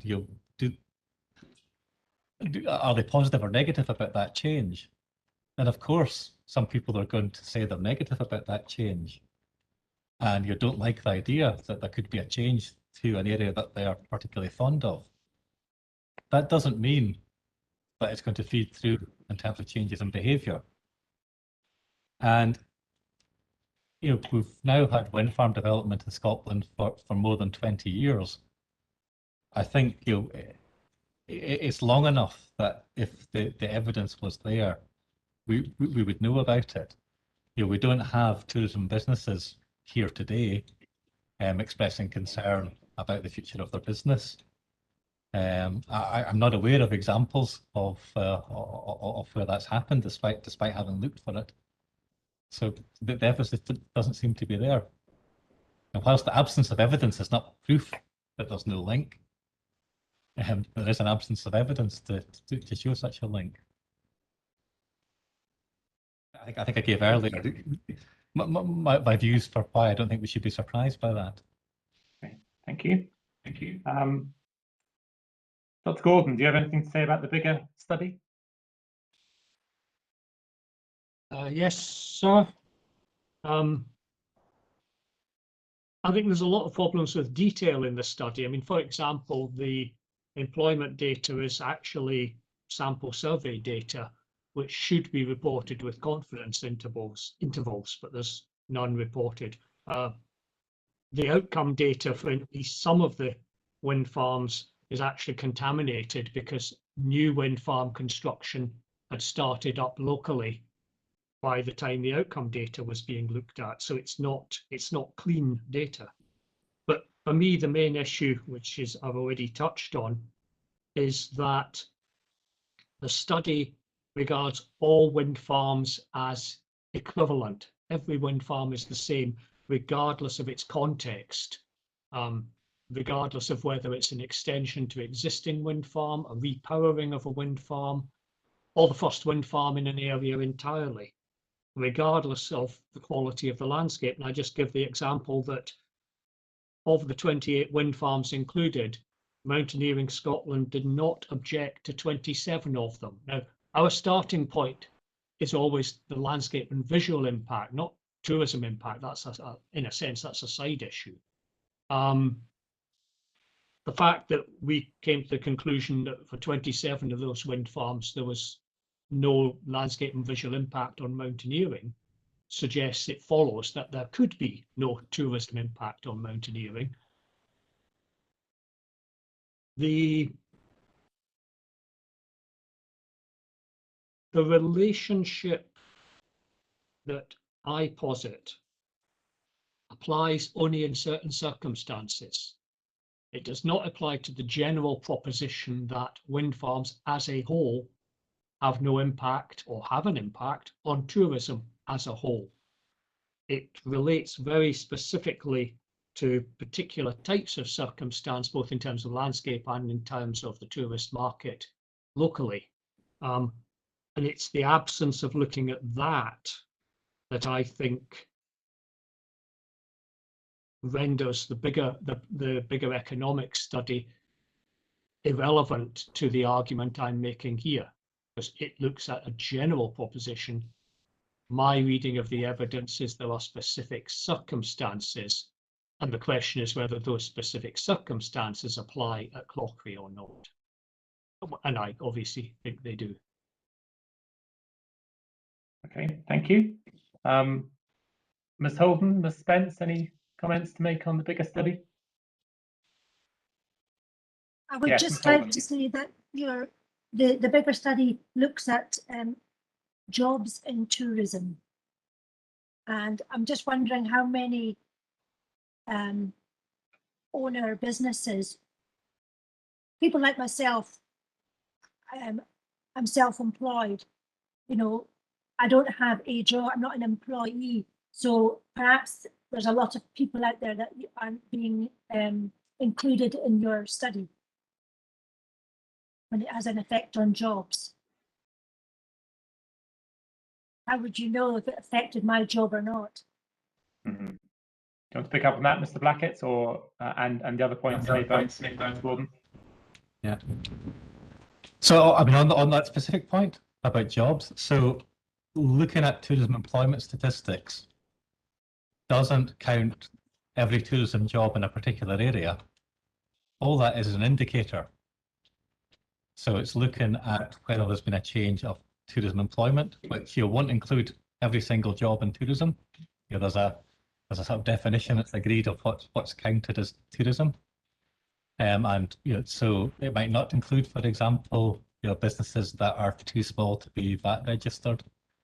But if there was an effect on tourism employment, you would expect it to affect both businesses where it might be small, run by an owner operator, and businesses which had employees. There's no particular reason to think that one type of business would be affected more than another. So yeah, I totally accept what is said about statistics, but the statistics are still a useful thing to look at for evidence. I suppose on Dr. Gordon's point about the bigger economic study, it sort of relates to something in his own work that I guess we're going to come on to, but I feel like it's his interpretation of the bigger economic study, so I can cover that now or later. Well, we certainly shouldn't cover it twice. So we'll, if it sounds like it relates more to Dr. Gordon's study, so we'll come on to that later. There, yeah. Shall we move on to the Moffat report then? Shall see now this dates from 2008, so it's quite old. I don't know how, I'm interested first of all in people's views about how up to date and relevant it still is. And in my reading of it was, I mean, I saw that Ms. Holden, you quoted from this report, but the headline conclusion appears to be that the overall impacts are quite small. But that was just my initial take on it. So I'll start with Mr. Blackett to give me his view. Yeah, I think probably two main points about the Moffat report. And one is, yes, it is quite old. So, you know, it was published in 2008, and the research was done a couple of years before then, when the onshore wind sector was much smaller than is the case now. So, you know, perhaps therefore of limited use now. And the other main thing to say about it is it's based largely on perceptions. You know, so it asked about whether tourists might change their behaviour if wind farms were developed. So it didn't seek to measure changes in behaviour, but then it couldn't do given when it was written. Okay, thank you. Ms. Holden, do you want to comment on this? Well, although it is quite old, the numbers that they used as samples was, you know, more than any other study, I think. And it's also important as it's completely independent. You know, it's not been done. I mean, with all due respect, I'm sure you know, Mr. Blackett tried to be as objective as possible. But when you work for wind farm companies and you're using this report to support wind farm company applications, you know, there must, you know, it's very hard to, I would just say it's very hard to be unbiased. Okay. So from that respect, the Moffat report is important, is that it's been done by university people. And they found that 92% of the visitors stated scenery as being important for the holidays. And some of the, I'll go over to the conclusions, where they recommend that some areas should be left unspoiled from development, so that tourists do have an opportunity to go to those areas should they wish. And I think that this area where Clauchrie is should be left as one of those areas. And they quote, to minimise the impacts on tourism, very large single developments are preferable to a number of smaller developments. Now I'm thinking that we have a big development down here. We've got Kilgallia, and then up in the north we have Whiteleys, and these are preferable to a number of smaller developments, which this would be one. Although they're very tall, it is a smaller development, and particularly when they occurred in the same general area. And there are a lot of these sort of size of wind farms in this area, and also proposed, you know, for instance, the one just Carrick, which has been proposed, similar kind of size. Knockshorno, Craig and Moddy, you know, they're all more or less all joined up. They'd all be similar size.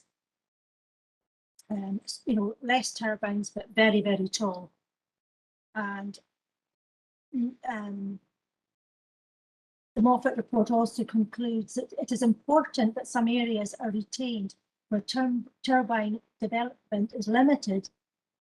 This is to ensure substitutions of opportunities exist for those tourists who find wind farms an objectionable presence. I think it was 75% of people didn't mind a wind farm, but 25 did. And 25% is quite a large figure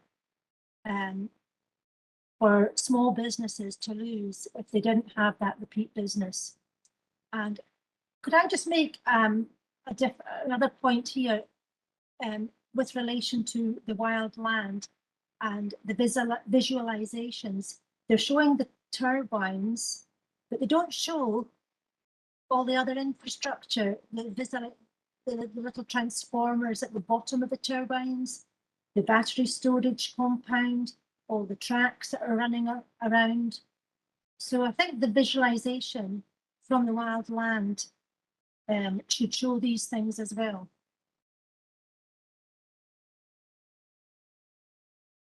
Okay, thank you. That's probably a point for the visual landscape impact Yeah. section, but I've made a note of it anyway. So Thank you.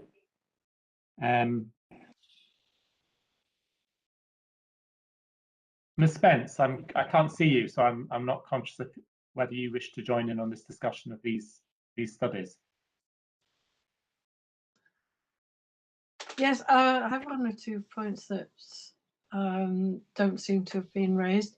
One comment is that Susan Crosswaite, who is taking part in this inquiry, but not in this particular session, used to run what we would call a posh B&B, and she noticed that her clients were not returning, and there were clients who'd returned time and time again, and they stopped coming because of the turbines. They said they couldn't bear to look at the places that they'd enjoyed going to, and now they just didn't want to go there. And she is near to Ballantrae, so she was talking about particularly the Kilgalliac and the Knockhill and Clay, further to the south as well. The other thing, you're talking about these surveys, and if you look at what goes on, I think Miss Holden mentioned the Walking Festival in Newton Stewart. Well, in this area, there are an awful lot. There are a lot of really good gardens, exceptional gardens that people come to see.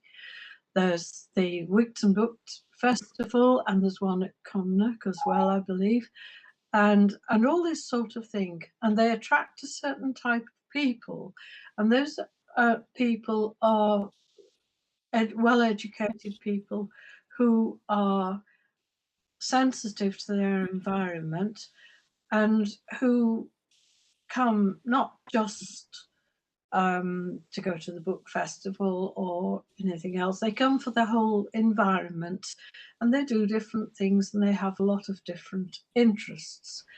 And maybe these surveys should be directed at people who come into those categories, because they are predominantly the people who come and visit here, or did.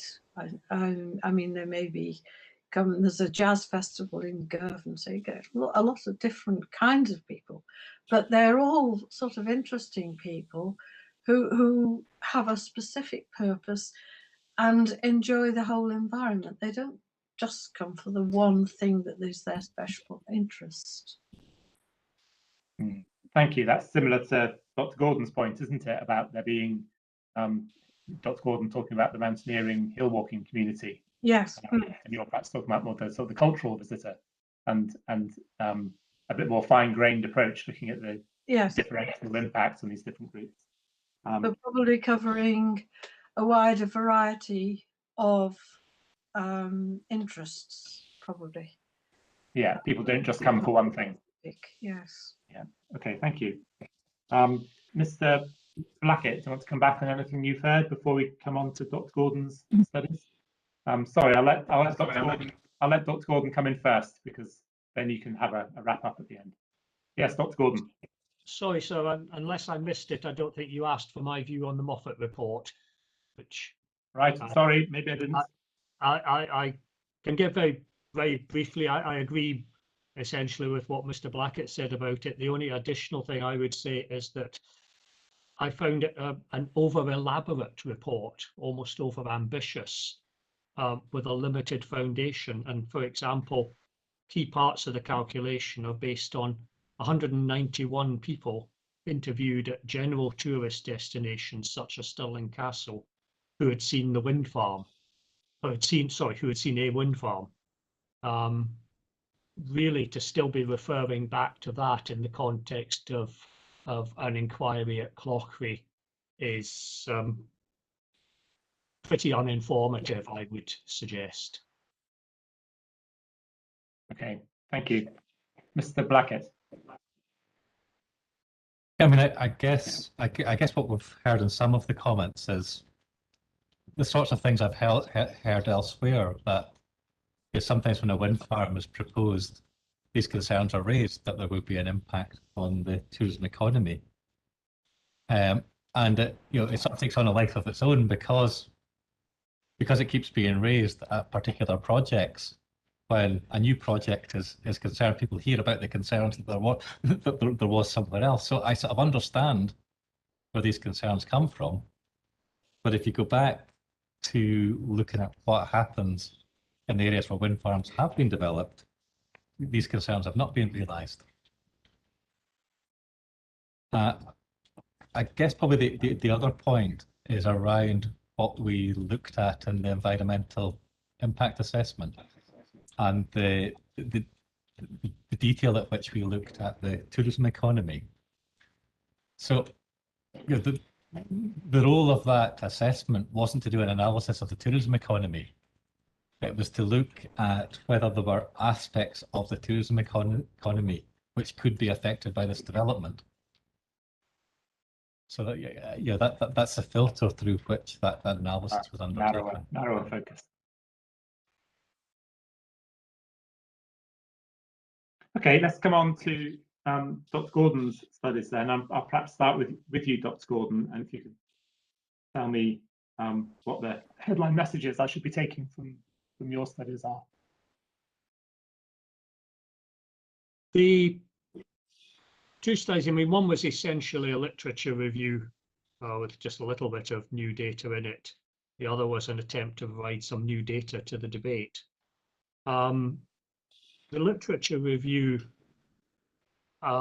it's a criticism I think that Mr. Blackett has made. Almost all the studies, apart from the fact that most of them were small, fairly weak, they all asked what people would do, not what they had done or what they were doing. So they didn't ask, they asked for possible behaviour change rather than actual behaviour change. And that is very much a weakness of them all. The most robust at that time, undoubtedly, was the Moffat report. And interestingly, it suggested that 2% of tourists would be displaced. This is overall of tourists would be displaced from one bit of Scotland to another bit of Scotland on the basis of seeing wind farms. When I looked at all the literature, tried to assess, I was trying to hone down, were there circumstances in which wind farms would have an impact? And I think I've already been there and dealt with that. I'll not repeat it. My best estimate was that about 5% of tourists would be displaced from one part of Scotland to another part of Scotland in general.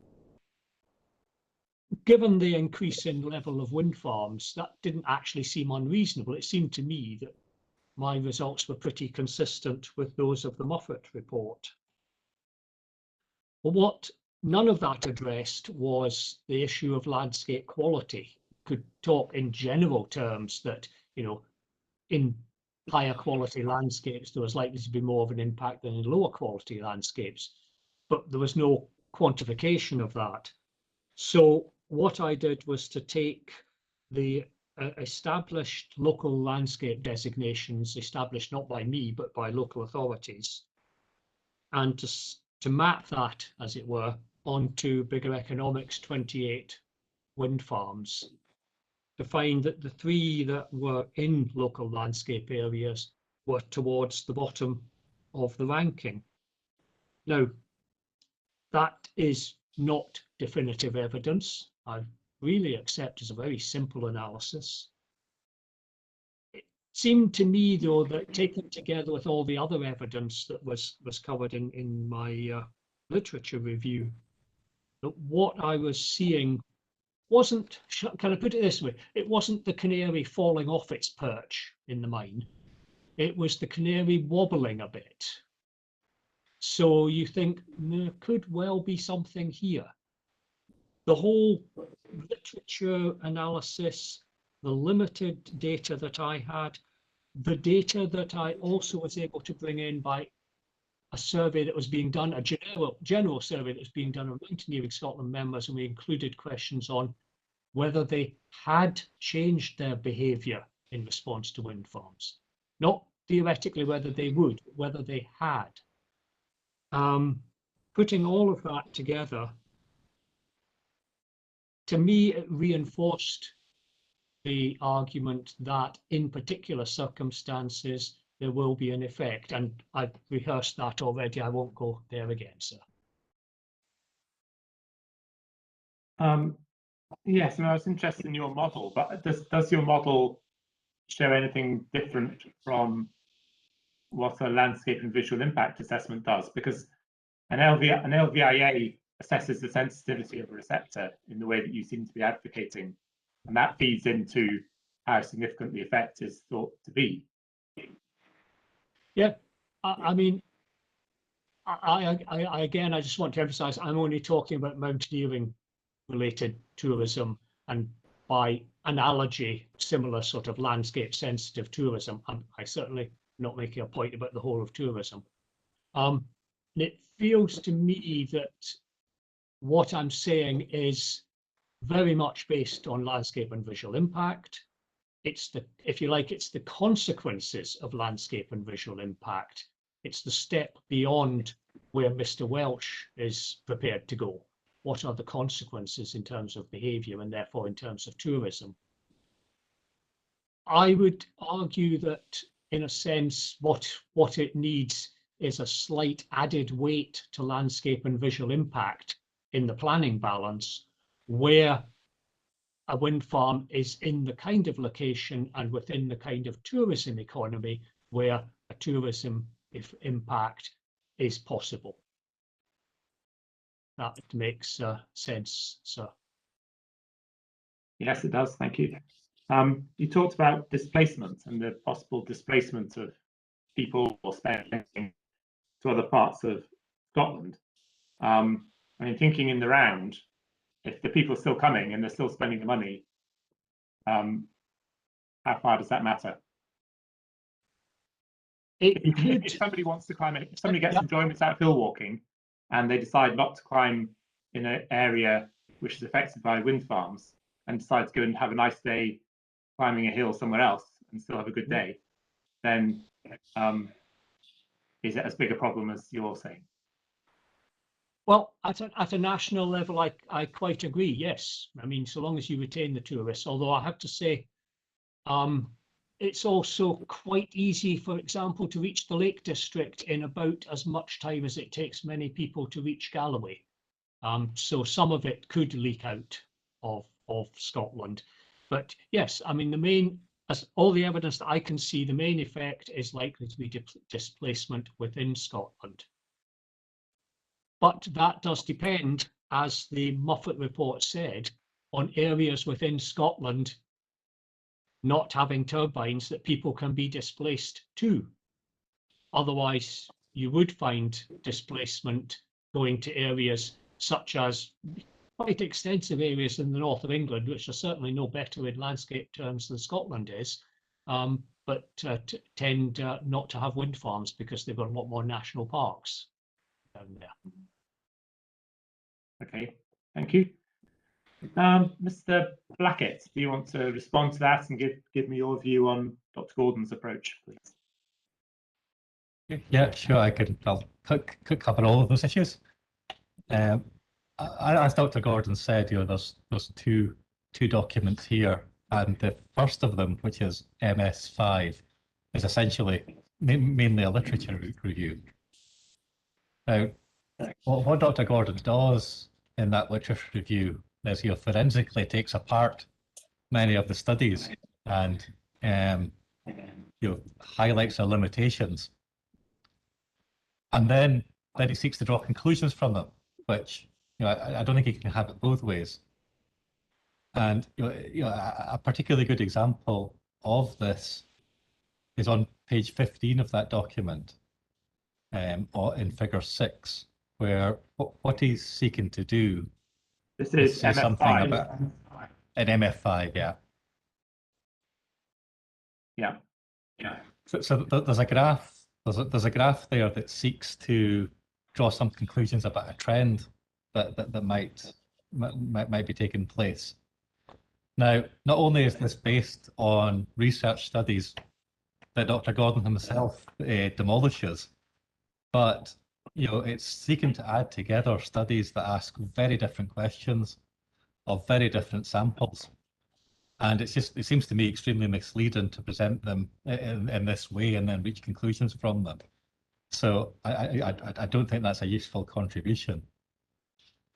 Then in chapters 10 and 11 of that report, Dr. Gordon reviews the research done by Mountaineering Scotland itself, and that includes a study done in 2013-14, which I think, as Dr. Gordon himself has accepted at previous inquiries, did have problems with bias. And in 2016, it includes also his 2016 survey, which asked very different questions. But nevertheless, he seeks to compare the two studies again and draw conclusions. And I don't think it's reasonable to do that.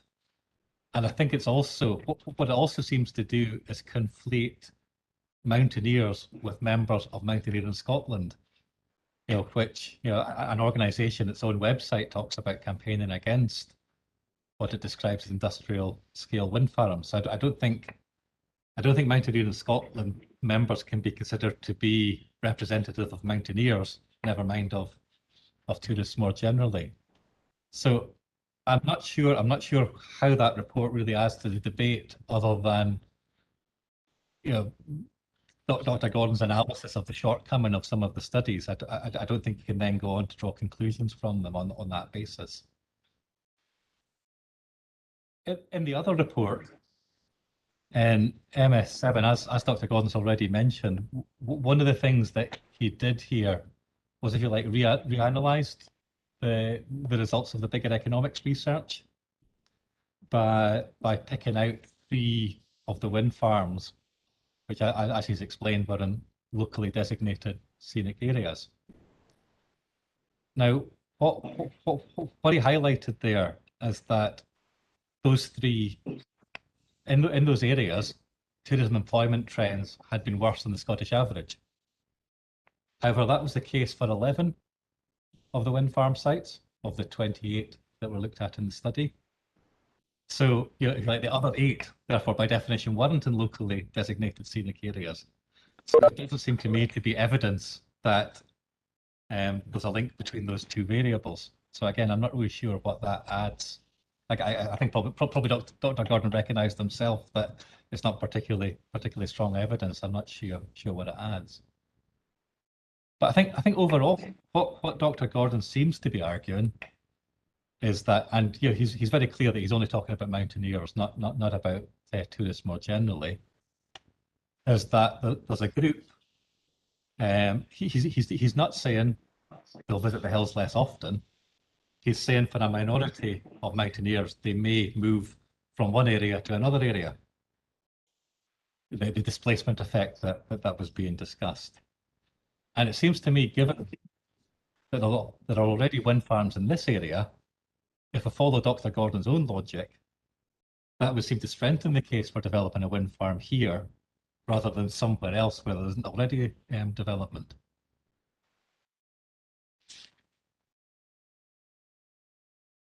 Okay, thank you. Is it true to say that there are already wind farms here, or is this not an area of southwest Scotland that's relatively free of wind farms? Certainly as viewed from America. I guess it's what some of the other witnesses are arguing, that there are already a lot of wind farms in the area. Yes.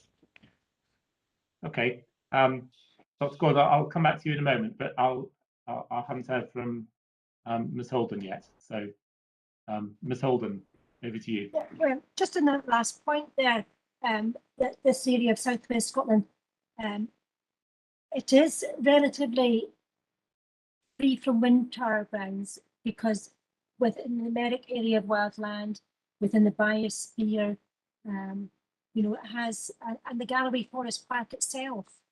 I mean, when it was originally set up, they were intended to be recreational areas, sort of akin to national parks. Well, it was mentioned that the Queen Elizabeth National Forest Park and the Galloway Forest Park were afforded not the same status as a national park, but getting on for that.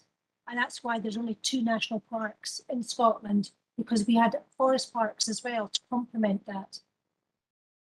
And so I think that's an important point. And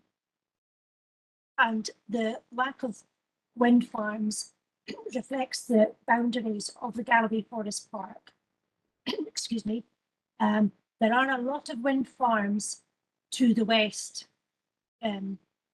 of this area, and this would significantly be closer and encroach on an area where there is no development at present, and I think requires protection. It's the only area of wildland in the southwest of Scotland, and I think it really does require strong protection because of that unique position that it has. Okay, thank you. Dr. Gordon, I should give you an opportunity to come back on what Mr. Blackett said. Yes, sir. I can just agree with the point that's already been made, that wind farms in this area are fairly distant from the hills. And it seemed to me, if you take the point that Mr. Blackett was making, that you can see wind farms, therefore more are acceptable, we shall gradually see the whole of Scotland covered in wind farms, because every wind farm will be used as an excuse to move the next wind farm a bit further on. I would also make the point, Mountaineering Scotland is a mountaineering organisation. The wind farm work is a very, very small part of the work, and the fact that I've appeared at something like 8 public local inquiries in total, compared with, I don't have it to hand, however many 100 wind farm applications have been made, surely suggests that you know, we are not an anti-wind farm organisation. We don't market ourselves as such. We market ourselves as a pro-mountain, pro-mountaineering organisation. But I do accept the point. The survey was of our members. That's because it's extremely difficult to do a survey of a subset of the population unless you have some way of identifying that subset. The only way we have of identifying mountaineers is membership of mountaineering organisations. On its more general point, that my literature review sort of basically took the existing studies to pieces and then tried to make something of them, I plead guilty. I mean, essentially, it was the equivalent of taking 10 wrecked cars and trying to put the working bits of each together well enough to get a functioning vehicle from them. I spent a long time professionally working with such less than adequate data and trying to make of it what one could, with the appropriate cautions and caveats around that. And I think my report does have appropriate cautions and caveats in it. And if I may just take the example of figure 6 that Mr. Blackett referred to, there was It does indeed. He's quite right. That puts different surveys together to try to see if there's any pattern in them. There was a pattern emerging with consistent questions being asked in surveys by Scottish Renewables. When they saw the use that I could make of their surveys in a way that did not please them, they stopped asking that question and have never asked that question again. So this is the problem. Unless we have actual independent sources of data and consistent data, we're always vulnerable to organisations simply deciding not to continue to ask the question in the same format of the same type of sample. So I think that's all I would want to say, sir. Okay, thank you very much. Does anybody have anything else to say on this topic? Okay, that's 12:25. We're obviously not going to complete the hearing before lunch. And I'm thinking that the next item could potentially take a wee while. So I think the most sensible thing is to break for lunch now. And should we come back at 3:20, please? 1:20, sorry, 1:20. That suits everybody, then I'll see you at 1:20, please. Thank you.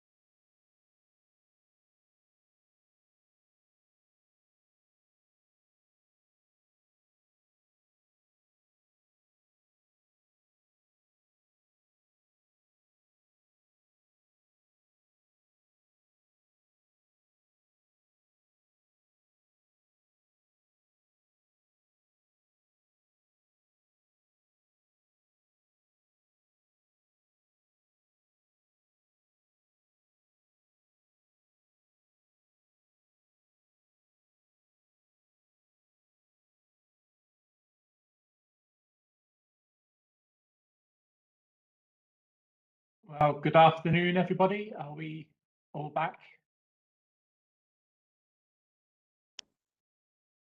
Yes, I am back, Mr. sir. Blackett, are you with us?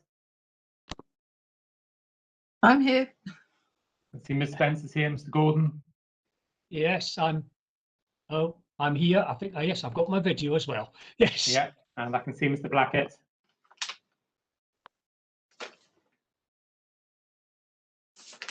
And Ms. Holden.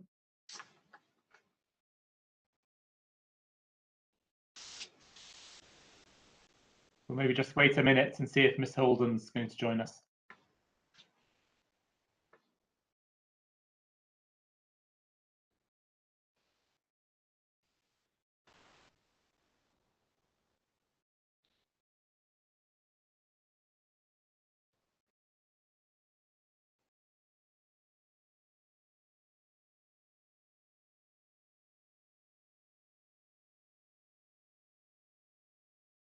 Ms. Holden, are you there?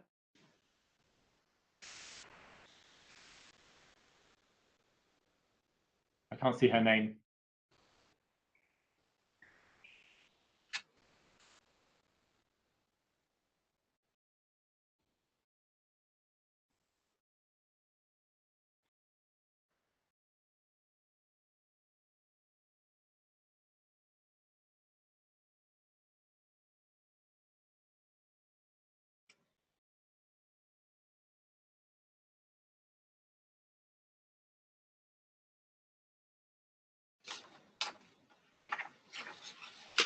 Well, I think we'll make a start, and Ms. Holden can catch up if she joins us again. So moving on to item 7 on the agenda, which is, I suppose, what I'm after here really is a general sense. I mean, all wind farm proposals have impacts on various tourism and recreation assets, but what would be most helpful for me is a sense of just how important this issue is for this particular farm, how popular this area is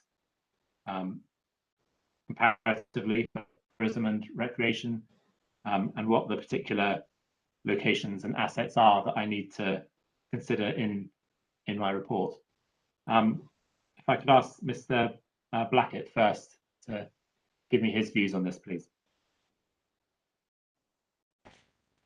Thank you. I think there's no disagreement here that tourism and recreation do make a contribution to the economy of the local area. And possibly the position is best summarised actually in the environmental impact assessment report in chapter 13. So that's CD 1.1.14. And it's actually paragraph 66 of that, where what I say there is the tourism sector in South Ayrshire and Dumfries and Galloway is relatively important compared with the Scottish average. However, there's a relatively small number of accommodation providers and tourist attractions nearby, with the main regional tourist attractions being located 20 kilometres away, which suggests that the area surrounding the proposed development does not have a significant tourism presence. So, yeah, that's not saying that tourism doesn't make a contribution to the local area, but what one is saying is that in the immediate local area, in the context of the regional tourism sector, it's not where the main attractions are. So tourism in the area, it's rural tourism. I guess as is quite common for a wind farm development. Okay, thank you.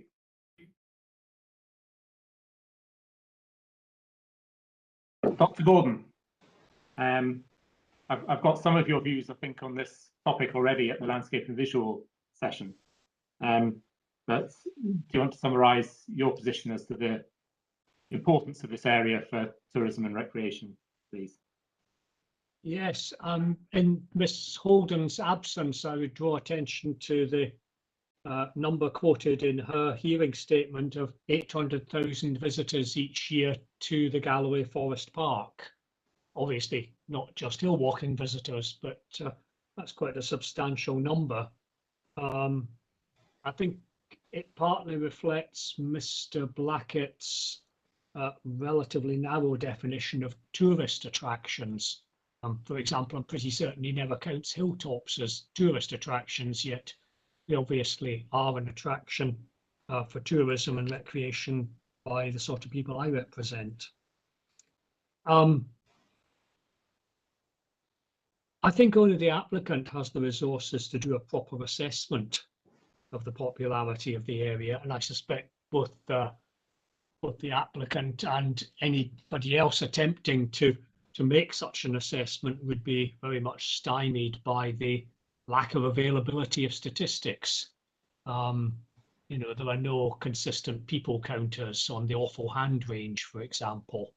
I have no idea how the number for the Forest Park is derived. And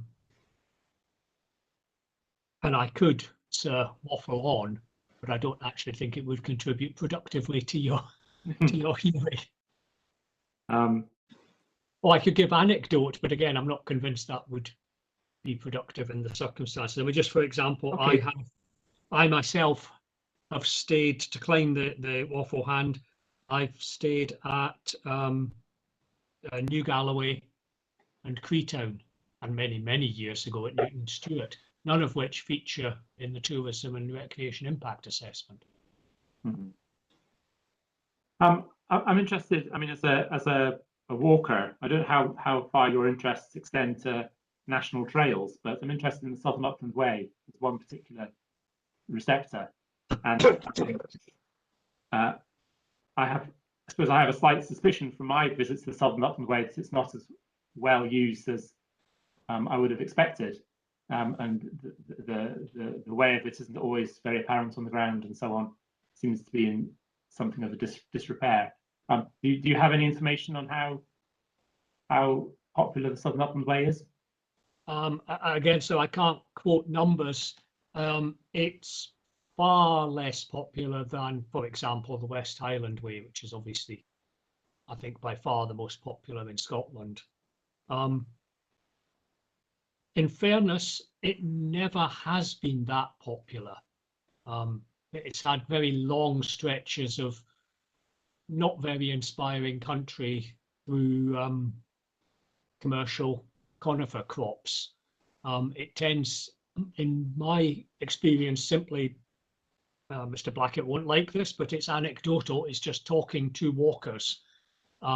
People will cherry pick parts of it. So they'll cherry pick, say, through Glen Trool to Clattering Shores, for example, rather than do the entire walk. And my impression is that that has been reinforced by the level of turbines, often coinciding with the areas that previously weren't that attractive because of commercial forestry. They're now often less attractive because of commercial forestry felled for turbines. That's really about as much as I could say. We don't have, as an organisation, we don't have a remit on trails as such. No. And there was a reference to visitors, I think it was quoting the Scottish Natural Heritage Wildland document, and talking about how visitors to the Galloway Forest Park tend to be concentrated in the forested areas and not on the hill land. Do you have a view on that? I'm quite sure that there are greater numbers down in the forest park, in the low ground of the forest park, than are up on the hills. All I can say is the hills are themselves quite well populated. Thank you.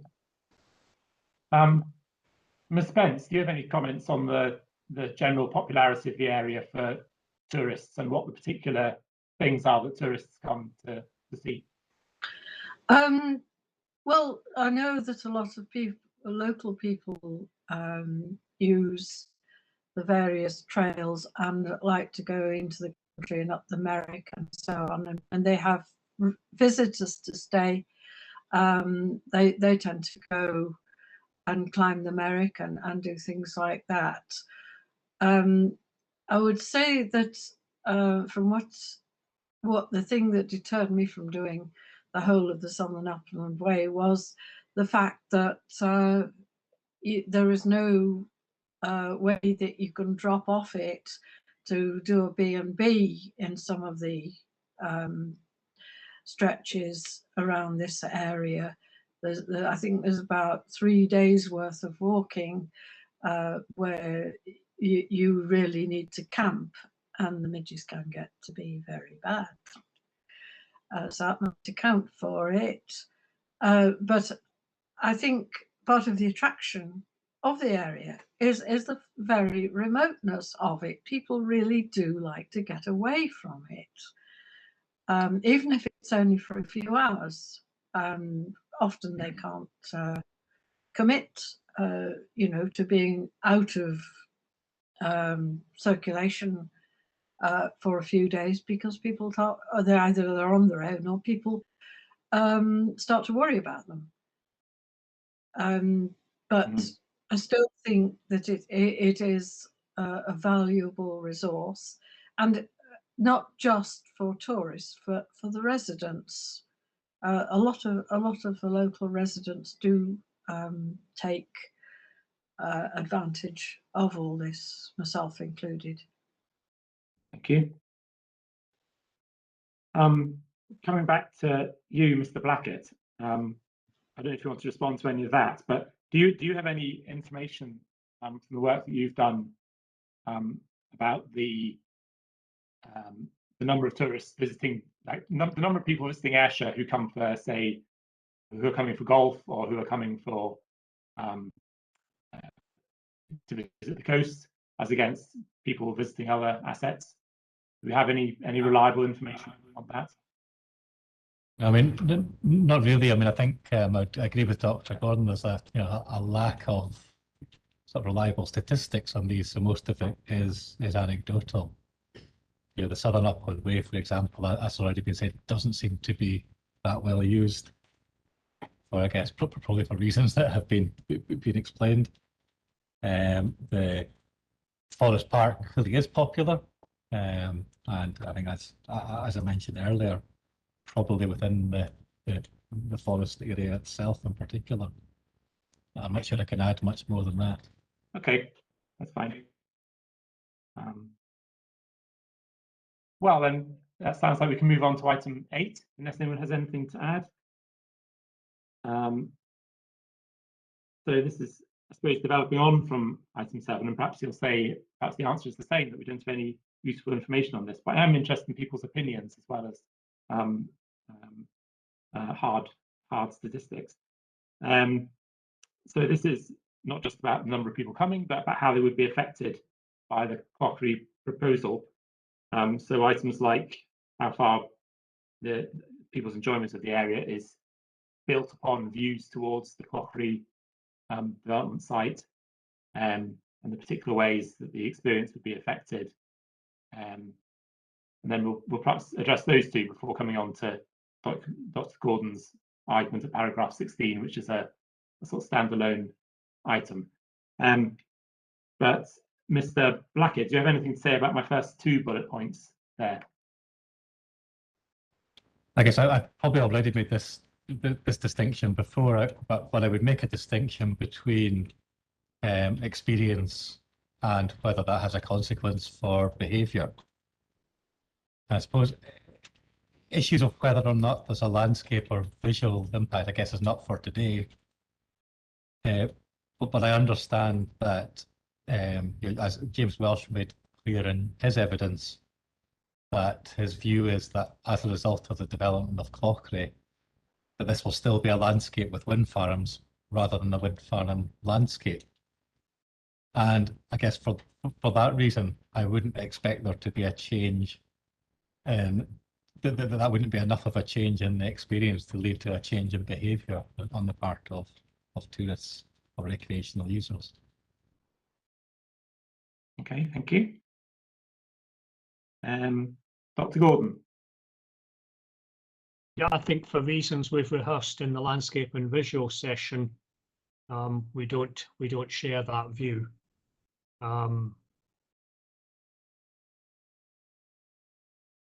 Yes, I think so. So in there, you particularly reference obviously views from Eric and views from Clauchrie.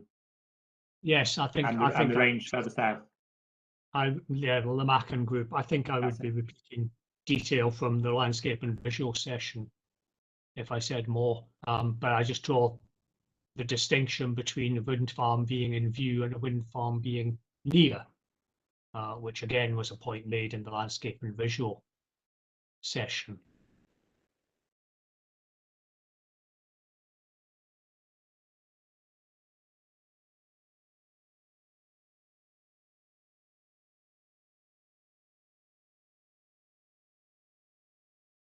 Thank you. And Ms. Spence, yes? I very much to refer to Mr. Welsh and his assessment. I almost hesitate to say this, but I think I need to actually say it. That I form the opinion that Mr. Welsh was very much the sort of person who knows the price of everything, but not the value of it. And that came over as in particular contrast to Carol Anderson, who I thought, even though she admitted that she often worked for the other side, I thought she produced a far more balanced assessment, like a human assessment, as opposed to somebody who I don't know has the wrong personality to be making assessments on our behalf, shall I say.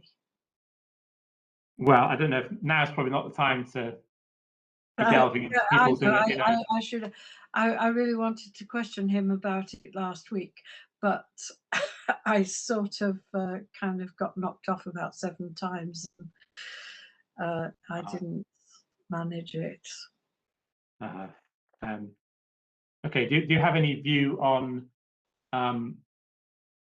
the particular value of the Clauchrie site for tourists or people visiting the area? Well, yes, and particularly with regard to the dark skies.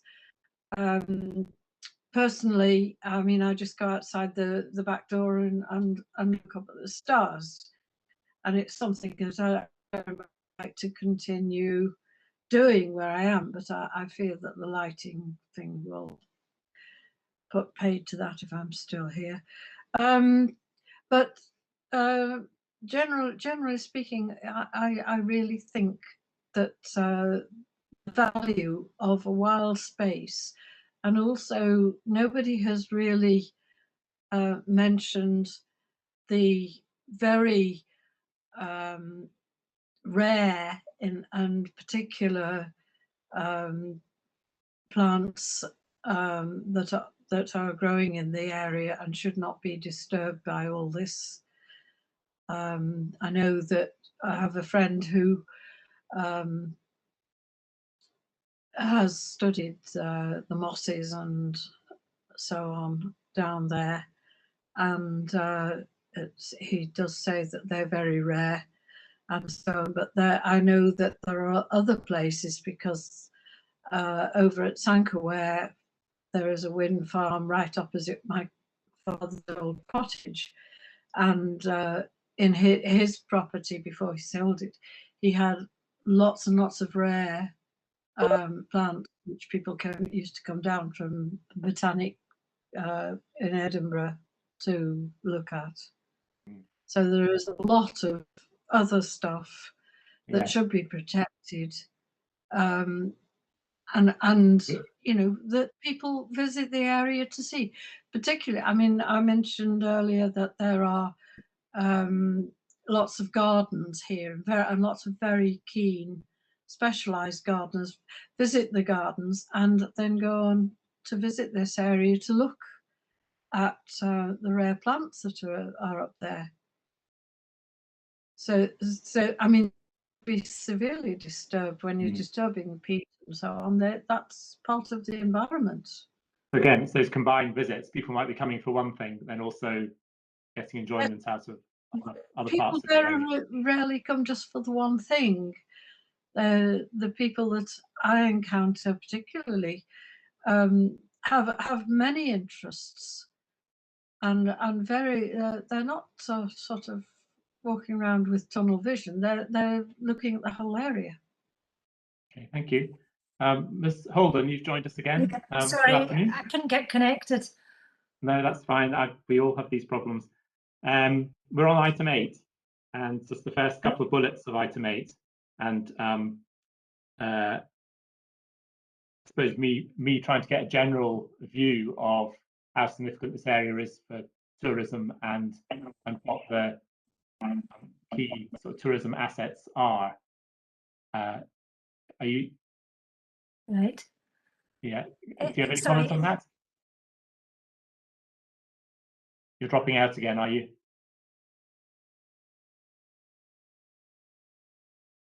For the tourists here. Yeah. Did you not hear anything? I can hear you now. If you want to start again.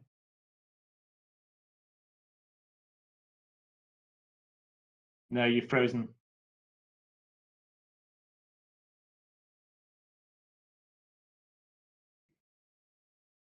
Callum, I don't know if you can help Ms. Holden at all.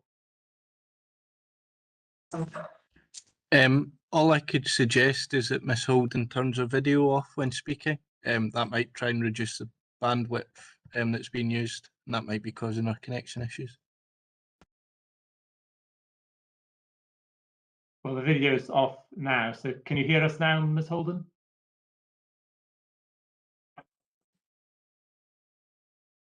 Go back and right. Can you hear us now, Ms. Holden?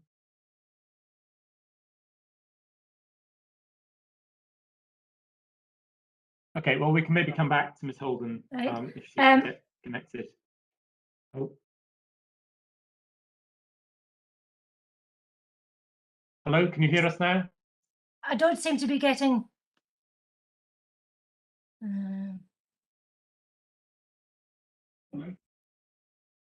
I think what we'll do, Ms. Holden, is we'll go on. I'll get some more views from the other parties, and then I'll maybe come back to you in 5 minutes and see if it's resolved itself.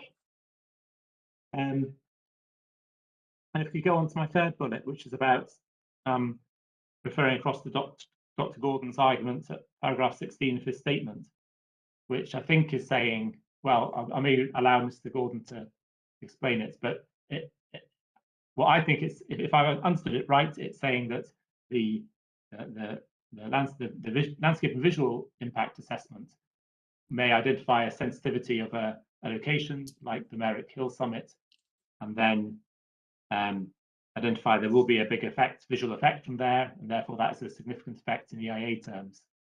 And yet, that's not feeding through into being identified as a recreational impact. But Dr. Gordon, do you want to put it more fluently than I did there?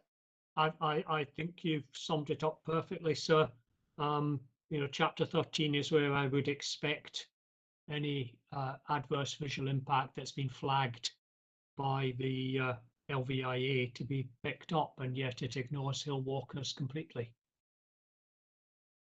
So, Mr. Blackett, your response to that? So when we're undertaking the environmental impact assessment, the socioeconomic tourism recreation chapter, you know, we'll commonly review the other chapters that could be relevant to look for any effects that we may need to address. I think, you know, but I think this is probably best demonstrated by thinking about an example.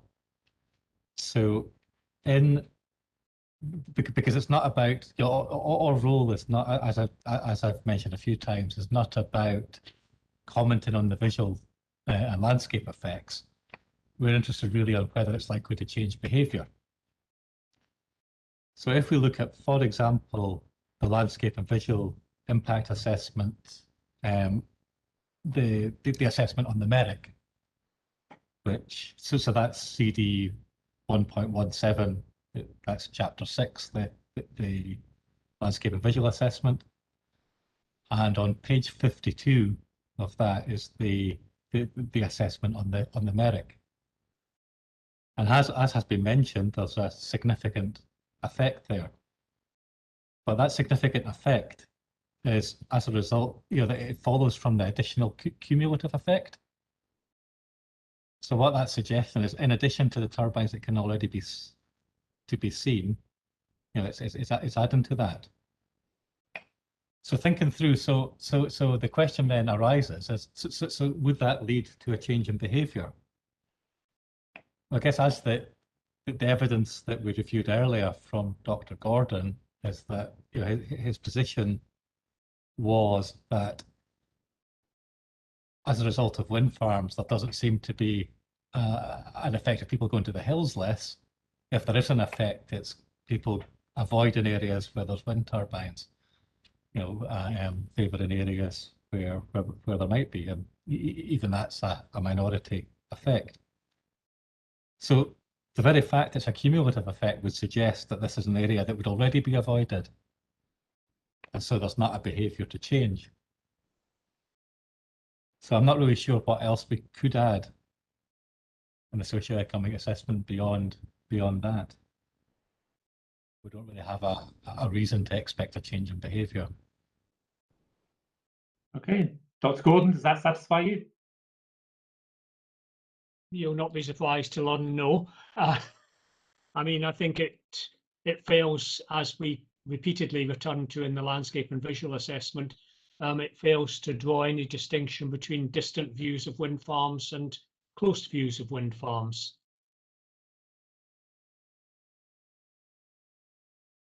Okay, thank you. Yes, I've got that point already. Well, can we come on then to the final bullet here, which is about benefits for tourism and recreation. I've noted some references to potential visitor car parking on the site. I'm not quite clear if that's an actual part of the actual proposal or just a suggestion of something that could occur, and similarly improved access opportunities into this piece of land. But Mr. Blackett, could you give me your view on this, please? Yeah, probably the best starting point is to explain where this came from. So the proposal emerged from consultation, and specifically from consultation with equestrian interests. So it was noted during that whilst the area is suitable for horse riding, at the moment the problem is that there's nowhere for horse boxes to be parked safely. And so the idea of creating a visitor car park is it would remove that constraint, and so therefore allow for greater recreational activity in the area. Now, obviously that comes from the equestrian interest, but that resource would be available to walkers and cyclists and others too. And what the suggestion is that the temporary construction compound could become a permanent recreational car park. Obviously, that would require the usual permissions to allow that to happen. But that would then deliver a benefit, and the car park is of a size that would be big enough to accommodate. The construction compound is of a size that would be able to accommodate a parking area large enough for horse boxes, cars, minibuses, whoever else would want to use it for recreational purposes. And we've heard about other cases where gates are locked and people find it difficult to access land. Presumably, any such approach would require access roads to be ungated. And I mean, there's the applicant, I think, has got a good track record on not only allowing but encouraging recreational use of wind farm sites. I guess Whiteley Wind Farm is the most obvious example of that, and it receives 200,000 visitors a year, with the car parking provision clearly assists that. But there are also other examples. We were discussing the Southern Upland Way a few moments ago. that passes through Kilgilly wind farm site. So, you know, again, the wind farm site being used for recreational use. So that's something the applicant's very much encouraged. Right. So what status does this idea have? Is this, I mean, being put out there as something for further discussion in the future, or is it something that could be secured by condition, or is it, it doesn't seem to be a part of the application itself? I guess it's something that would require permission later. What is included as part of the application is the temporary construction compound. It wouldn't be a big deal. You know, the issue would be a permission issue rather than a complicated or expensive thing to do. Okay. I mean, perhaps the best summary of the position is in the environmental impact assessment, where I guess it's mentioned in two different places, and that very much sums things up. So both in chapter 4, which is CD 1.1.5 at paragraph 43, and also in chapter 13, which is CD 1.1.14 at paragraph 134. 134. And yeah, so I mean, what that basically says is that would be, you know, this idea would be part of the discussions. I missed the first reference thing. Sorry. So the first reference is chapter 4. Yeah. Which is CD 1.1.5 and paragraph 43 of that chapter.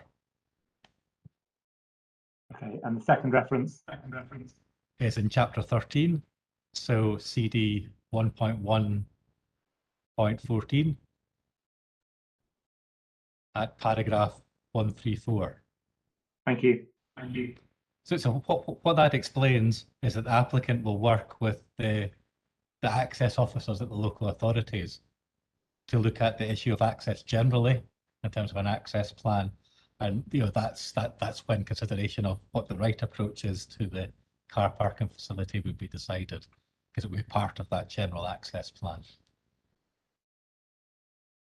I can't recall offhand if the access plan was a requirement of one of the proposed conditions. Do you know that? I can pick it up in the condition session later if not. I don't know. I think that's probably best picked up then. Thank you. So in terms of tourism and recreation benefits, then those are the things you'd want to highlight. Yes, it's really making access to the countryside using the wind farm site. Thank you. Are there any other benefits that other parties would wish to highlight or dispute the benefits that have been claimed by Mr. Blackett? Dr. Gordon. It's not particularly to dispute them, but just to add slightly that as far as walkers are concerned, there is an informal lay-by just a couple of 100 metres away from the end of the forestry road. It's on the A714. Couple of 100 metres away. It has room for 2, maybe 3 4x4s with trailer horse boxes attached. So I take Mr. Blackett's point. It's not an ideal place to unload horses, and you then have to get them a couple of 100 metres up the road. But certainly in terms of walking or cycling, there is already some informal facility there. The other point specifically about walkers is walkers in Galloway and South Ayrshire are not exactly short of opportunities to walk on gravel roads in commercial conifer plantations. So I don't think the access, claimed access improvements actually make a lot of difference, especially since almost the entire access road up to and indeed into the wind farm site itself does already exist as forestry road. Thank you. Ms. Spence, do you have any comments on this item? Well, I don't know that much interest there is in a horse thing, but most all that land is owned by what was the Forestry Commission, and since they are very keen on getting tourists, I sort of wonder why they haven't done that already. And probably one car park that is going to be sizable would be less use than several smaller ones dotted about, which would not create so much disturbance and could be fitted in around the felling of the trees as necessary. Okay, thank you. Ms. Holden, are you back with us now?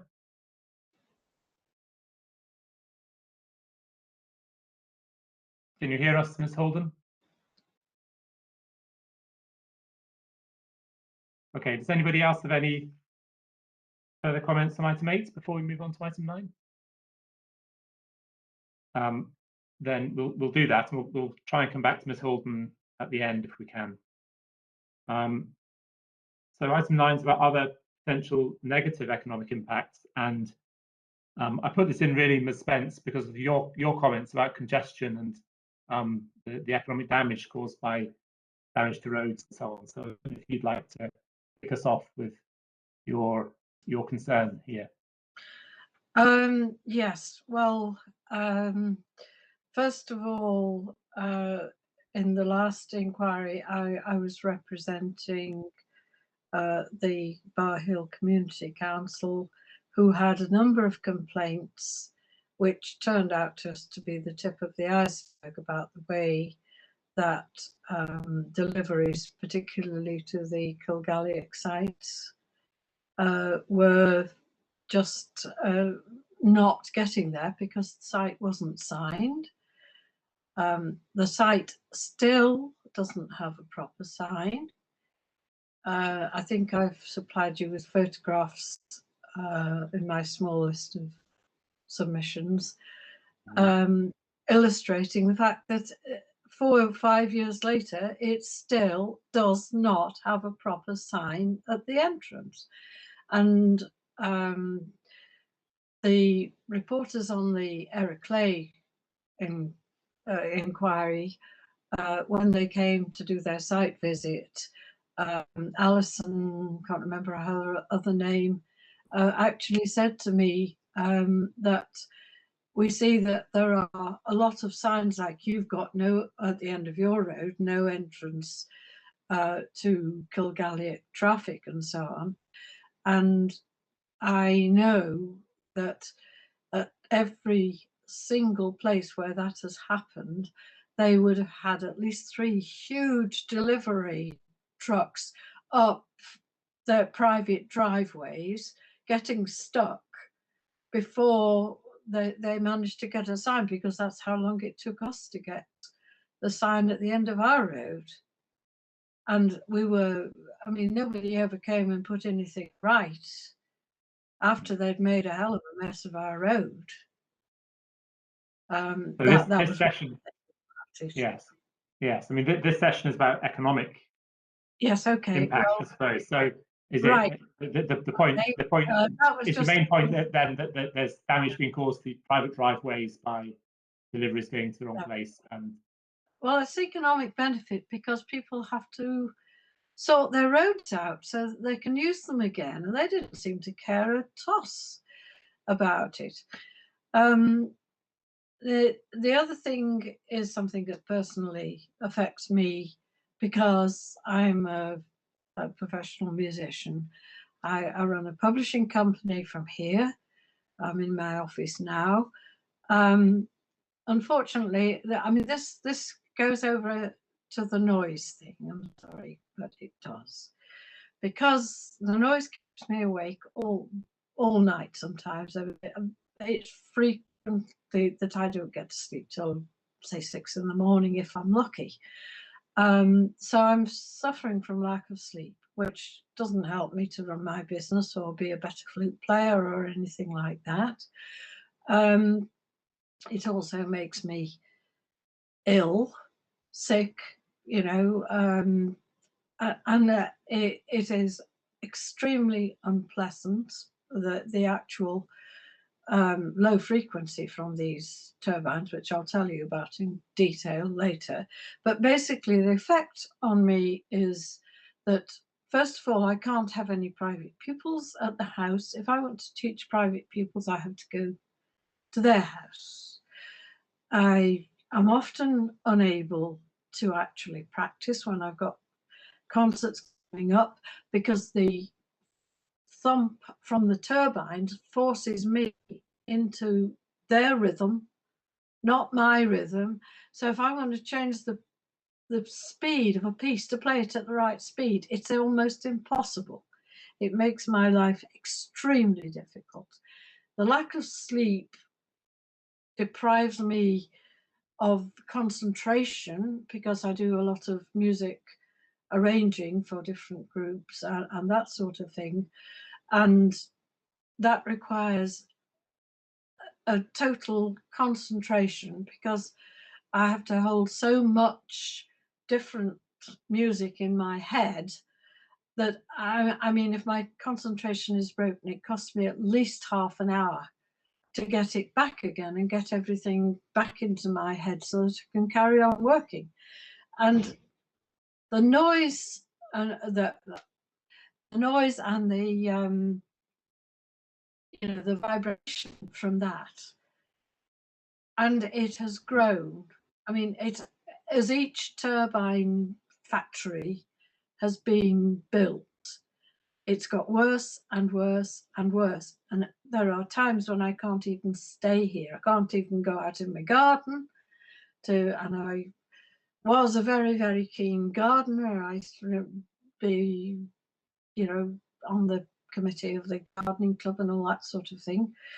And I, you know, I can't earn my living properly. I can't even keep up with my website. It's you know, it's causing me a lot of money loss, a lot of quality of life, a lot of absolutely anything. It's making my life a complete misery most of the time. I mean, there are days when I just have to get in the car and go away from here because I can't stand it. My sister has a cottage over in Northumbria, and I have to go over there for a few days every now and again just to get some sleep. And that should not happen, and that is nuisance caused. Now, the nuisance law goes back to the 13th century. They're not supposed to be able to disrupt my working life, my style of living, or anything like that. And there they are. They've been doing it for 5 years, and they think they can just ignore me. Mm-hmm. Yeah, I mean, we will cover a lot of this. Okay, I mean, I don't know how much you need me to tell you. They've wrecked my entire life, my entire existence, in the place that was my forever home. Mm-hmm. Well, obviously, I sympathise with that. I'm not sure how far Mr. Blackett can help us with these points. Well, we will come back to them at the noise session. But I mean, that is, you know, thank you for telling us about that, and that does cover, I think, our item 11 in the agenda as well, the individual economic impact on you. Mr. Blackett, I don't know if you want to respond to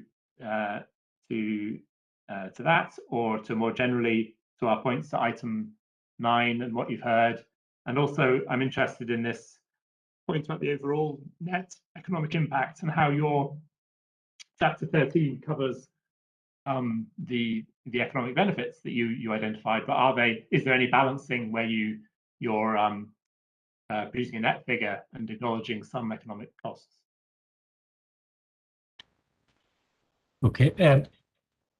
I guess first of all, on the specific point about is there any other economic harm, e.g. congestion?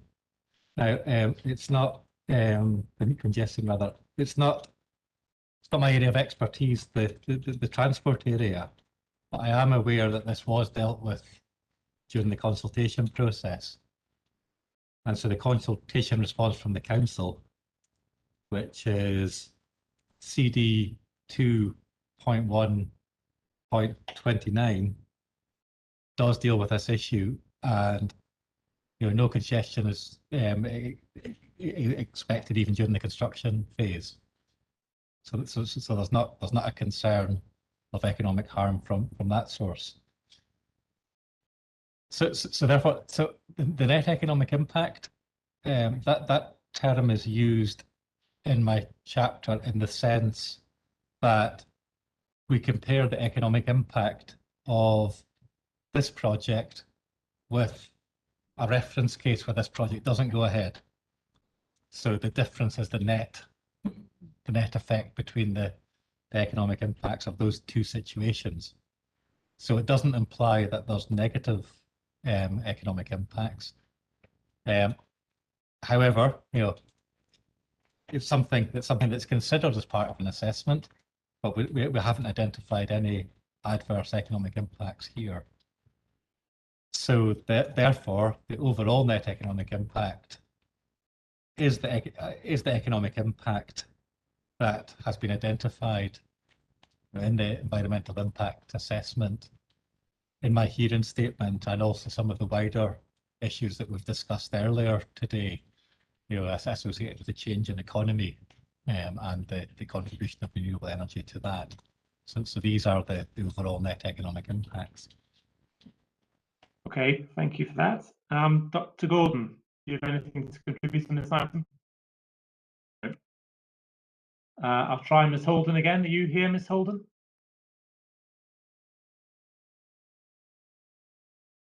Doesn't sound like it. We'll move on to item 10 then, if we may. Mr. Blackett, I think you've covered some of this already in some of your earlier answers. But do you have anything further to add? Any more detail? Perhaps it would be useful to say something a bit more specifically about why, Clauchrie wind farm, a project of this nature, fits very well with the idea of a green recovery. I mean, I think I outlined the broad strategic case earlier. Yeah. But maybe you can go into a bit more specific detail about why.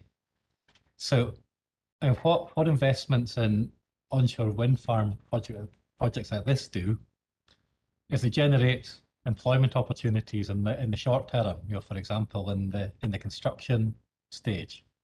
So that's good because it helps replace jobs lost in the pandemic. But there are also then longer term effects. So renewable energy will increase productivity in the economy in the longer term, actually because it's a capital intensive contribution to the energy system.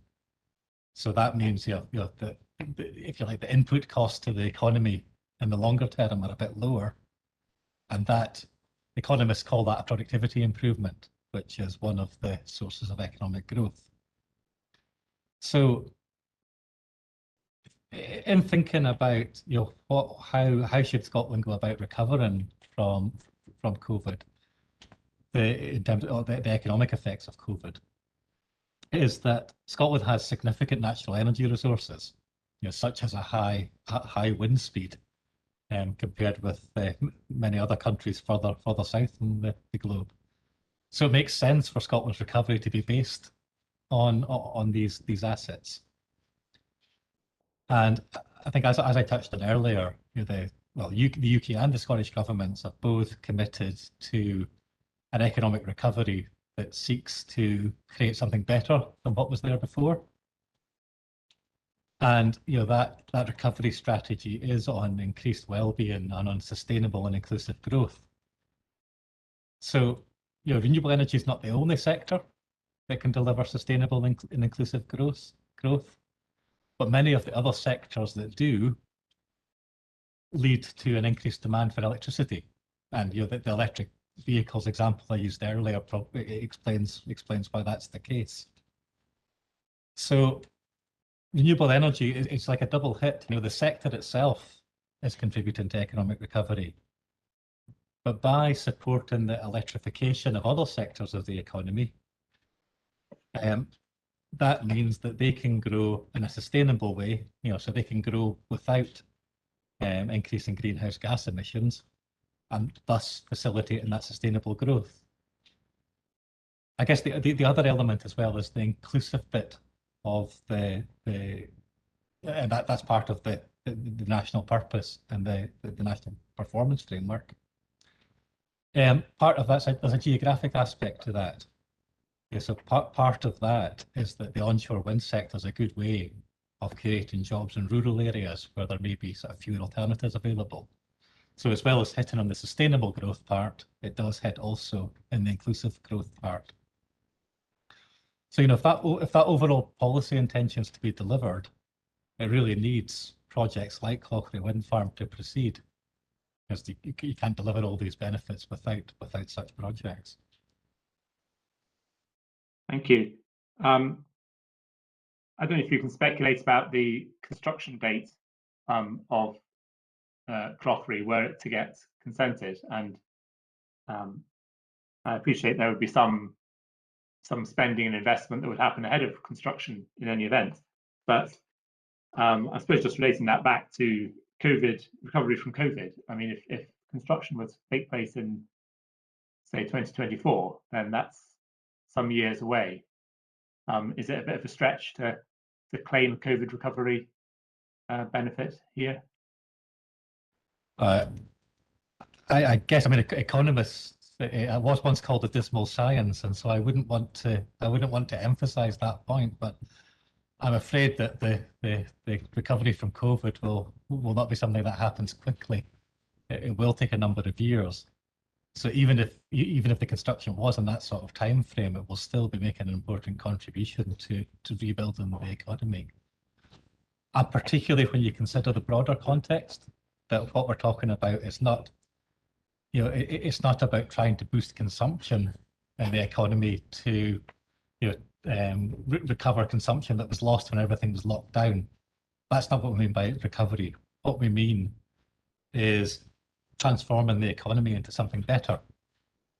Now that's something that, the strategies want to start that happen very quickly, but it's something that's going to take a number of years to achieve. Something that's going to happen over a decade or more. So even in that sort of time frame, it's not at all a stretch to say that this project would be part of the COVID recovery. Okay, thank you. Anybody else wish to comment on this item? Yes, Dr. Gordon, please. Just very briefly, so I picked up that Mr. Blackett quite rightly said to get the benefits that he was alluding to, needs projects like Clauchrie Wind Farm to proceed. And I pick up on the word like in the sense that so long as there is sufficient activity proceeding, it does not mean that every single project put forward needs to be consented. And if we think in terms of a shorter term green recovery, and I do take the point about the longer term transformation as well, but if we think about the shorter term green recovery, we could get activity on that a lot quicker if some of the many consented projects that aren't yet being built were putting shovels into the ground as well.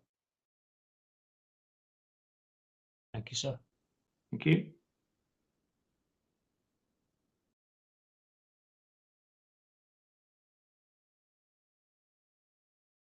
Yes, Mr. Blackett. I suspect the point about the need for projects already consented and new projects will be something that no doubt will come back again on the policy session. But there's no doubt that the transformation that I was talking about increasing demand for electricity, will mean there's a significant demand for renewable energy projects.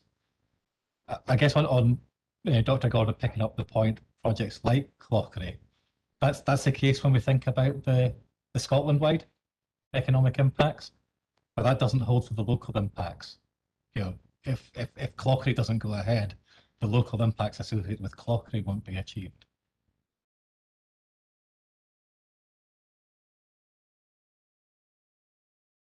Thank you. Ms. Spence.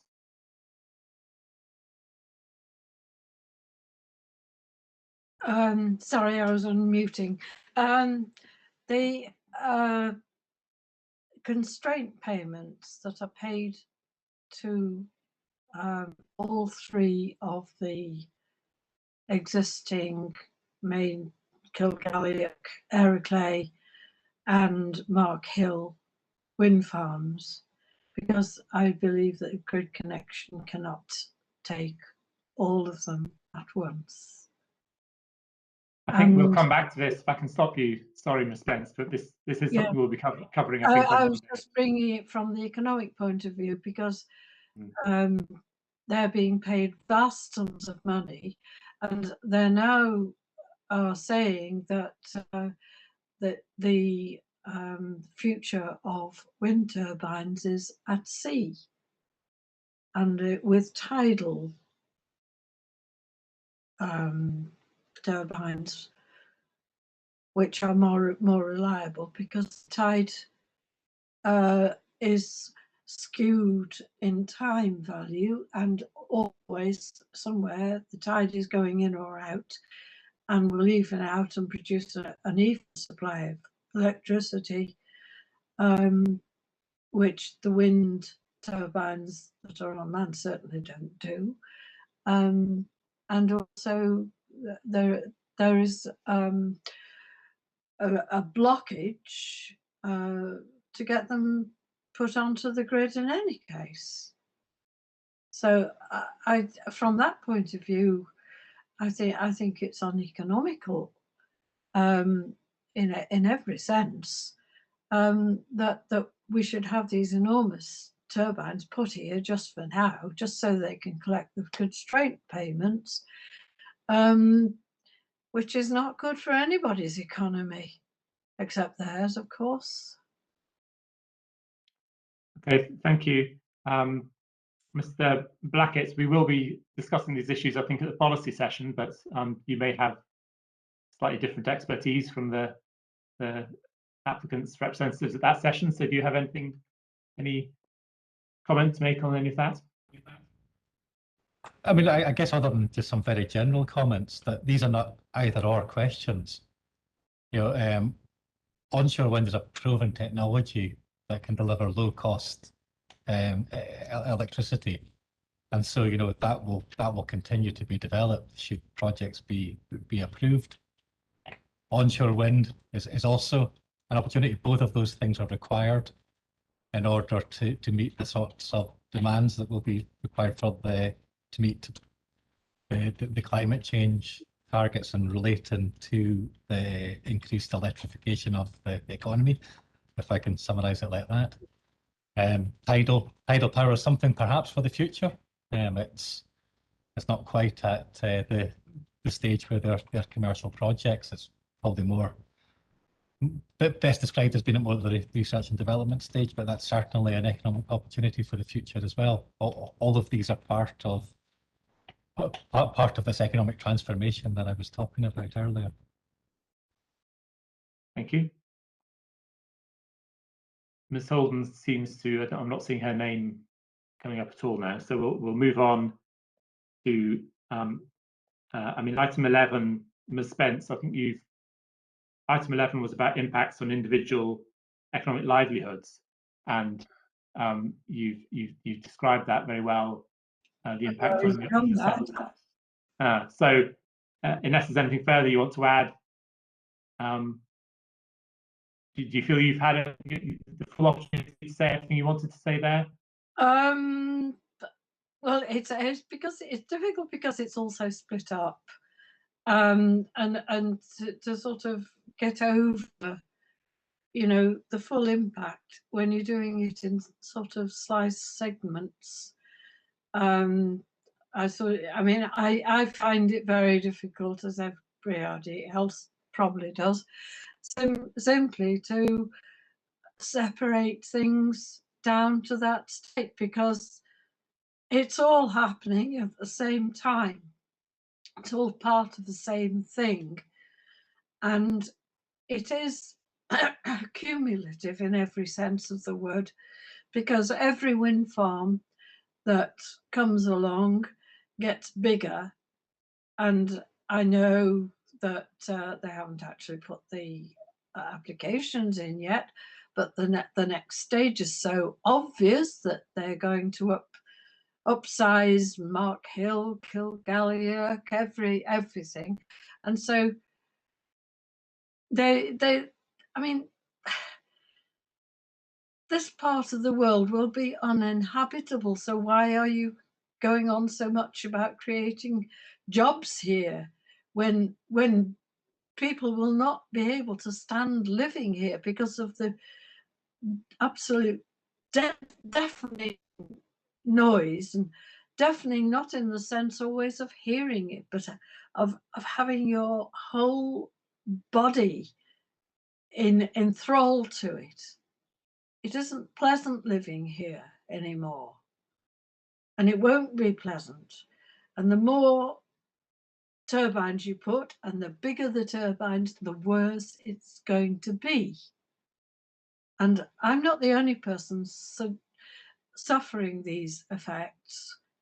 And with this particular application, there are households that will be suffering the things that I'm suffering.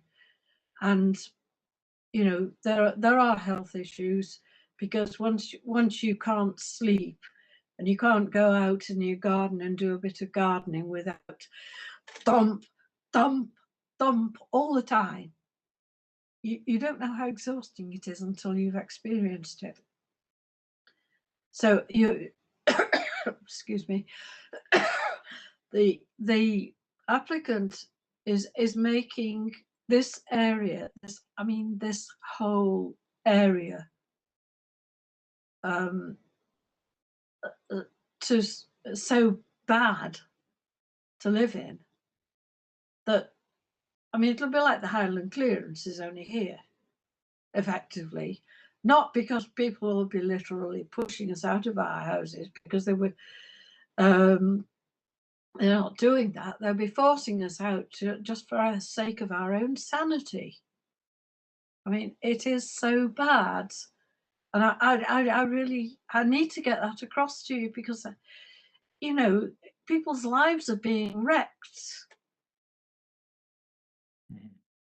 Okay, well, thank you, Ms. Spence, and I will be doing site inspections at the end of the inquiry, so I can come and experience the conditions for myself. That one. Mr.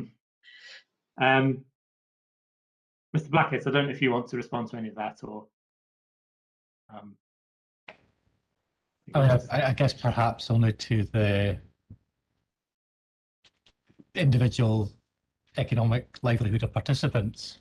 But I guess the people who are not here are the people who will benefit from the employment opportunities. So perhaps not the participants themselves, but perhaps some neighbours will benefit from some of the opportunities that will arise. Thank you. So that brings us to item 12, which was any other matters. So really just an opportunity, if anybody's got anything else they would have wanted to say and they feel they haven't had an opportunity to put across, then you could say it now. Dr. Gordon, you're shaking your head. Mr. Blackett, anything further? No, I think we got across both the benefits set out in the environmental impact assessment and the wider benefits. Okay, thank you. Ms. Spence, any final points? No, I'll save it up for the noise session. Okay, look forward to that. Good. Well, thank you for your time today. I'm sorry that Ms. Holden dropped out. That's I think just an unfortunate consequence of the way that we have to work these days. But if there's nothing else, I'll say thank you for your participation today, and I'll be seeing some of you, I think, tomorrow. Mr. Campbell, you've come back online. You're on mute, Mr. Campbell. I've been online all the time, sir. Good afternoon. Just wanted to ask you I wanted to ask you a quick question about Monday, if I may. Yes. Are you starting at 10? I was intending to start at 10, yes. The question really is this. In the agenda which you've issued, there are quite a lot of legal questions. And I don't know whether you're anticipating a sort of across-the-floor legal debate about what they mean on Monday, or whether you're simply looking for tighter references and then have them explored in the closing submissions. Because we can do either of those, but clearly the first of them takes a lot of time and generally sends people to sleep. But it is important to get the law right, and yes, you've raised quite a lot of interesting issues, which certainly about which there are certainly more than one point of view. Yes, well, I'm certainly conscious of time, and we've got to get through the agenda in the day. Obviously, I'm not a lawyer, so my ability to draw conclusions on the day would be limited. Yeah, but I'm not asking you to do that. I'm just asking you how you want to deal with the time management, because yes, it's a long agenda, and perhaps you don't know. Perhaps there isn't an easy answer to this question, but I just wondered if you'd had a think about it. Well, it sounds like something I should have a think about. I think if your advice to me is that going into detailed legal arguments will endanger us being able to get through the agenda and do the other items justice, then I think the idea of perhaps getting the headline arguments on the day and then the detailed submissions in closing submissions would seem preferable. If I could give you a quick example, just so that you can see I'm not wasting your time, I hope. Yes. There's a passing reference in the Electricity Act, Section 3A, which is one of your early points, to the Electricity Directive. Now, there are 6 or 8 electricity directives, unfortunately, and they're all as long as your arm. But I've found the passages which I think Section 3A is referring to, and they themselves are not insubstantial. Mm-hmm. To explore those would, even the best lawyer, and I'm sure they're all working for Scottish Power at the moment, but even the best lawyer is going to struggle to explain that in a brief way. And so what I'm looking for really from you is a steer, whether you've had a chance yet to look at these legal provisions and understand how they're meant to operate, or whether you would like them explained to you, which sometimes is said to be the job of counsel, just to explain and explain my view and no doubt the other side's view of how they are supposed to work. Well, I mean, I've obviously considered the hearing statements that have been put before me and the headline references that were made in them. I mean, my preference originally was to deal with the whole matter of policy by means of written submissions, and I think it was a request from the applicant for this to be a hearing session. So I would be very comfortable with these matters being dealt with in writing. I don't know if Mr. Thompson is still with us.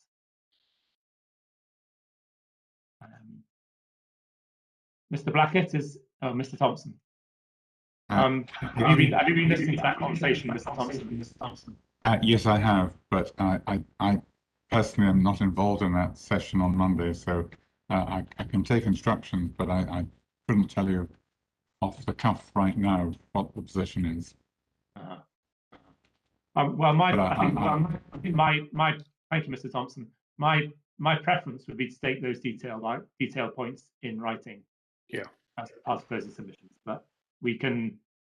Thank you for raising the issue now, and Mr. Thompson's heard it too, so we can perhaps all go away and think about it over the weekend and I suppose the Thank you, difficulty that's for you very is if you're only told on Monday morning that we're going to deal with it in on the day, then that's unhelpful.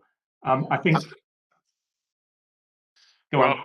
Thank you. That's most helpful, and I'll wish you well for the weekend. Although it is only Thursday, I see.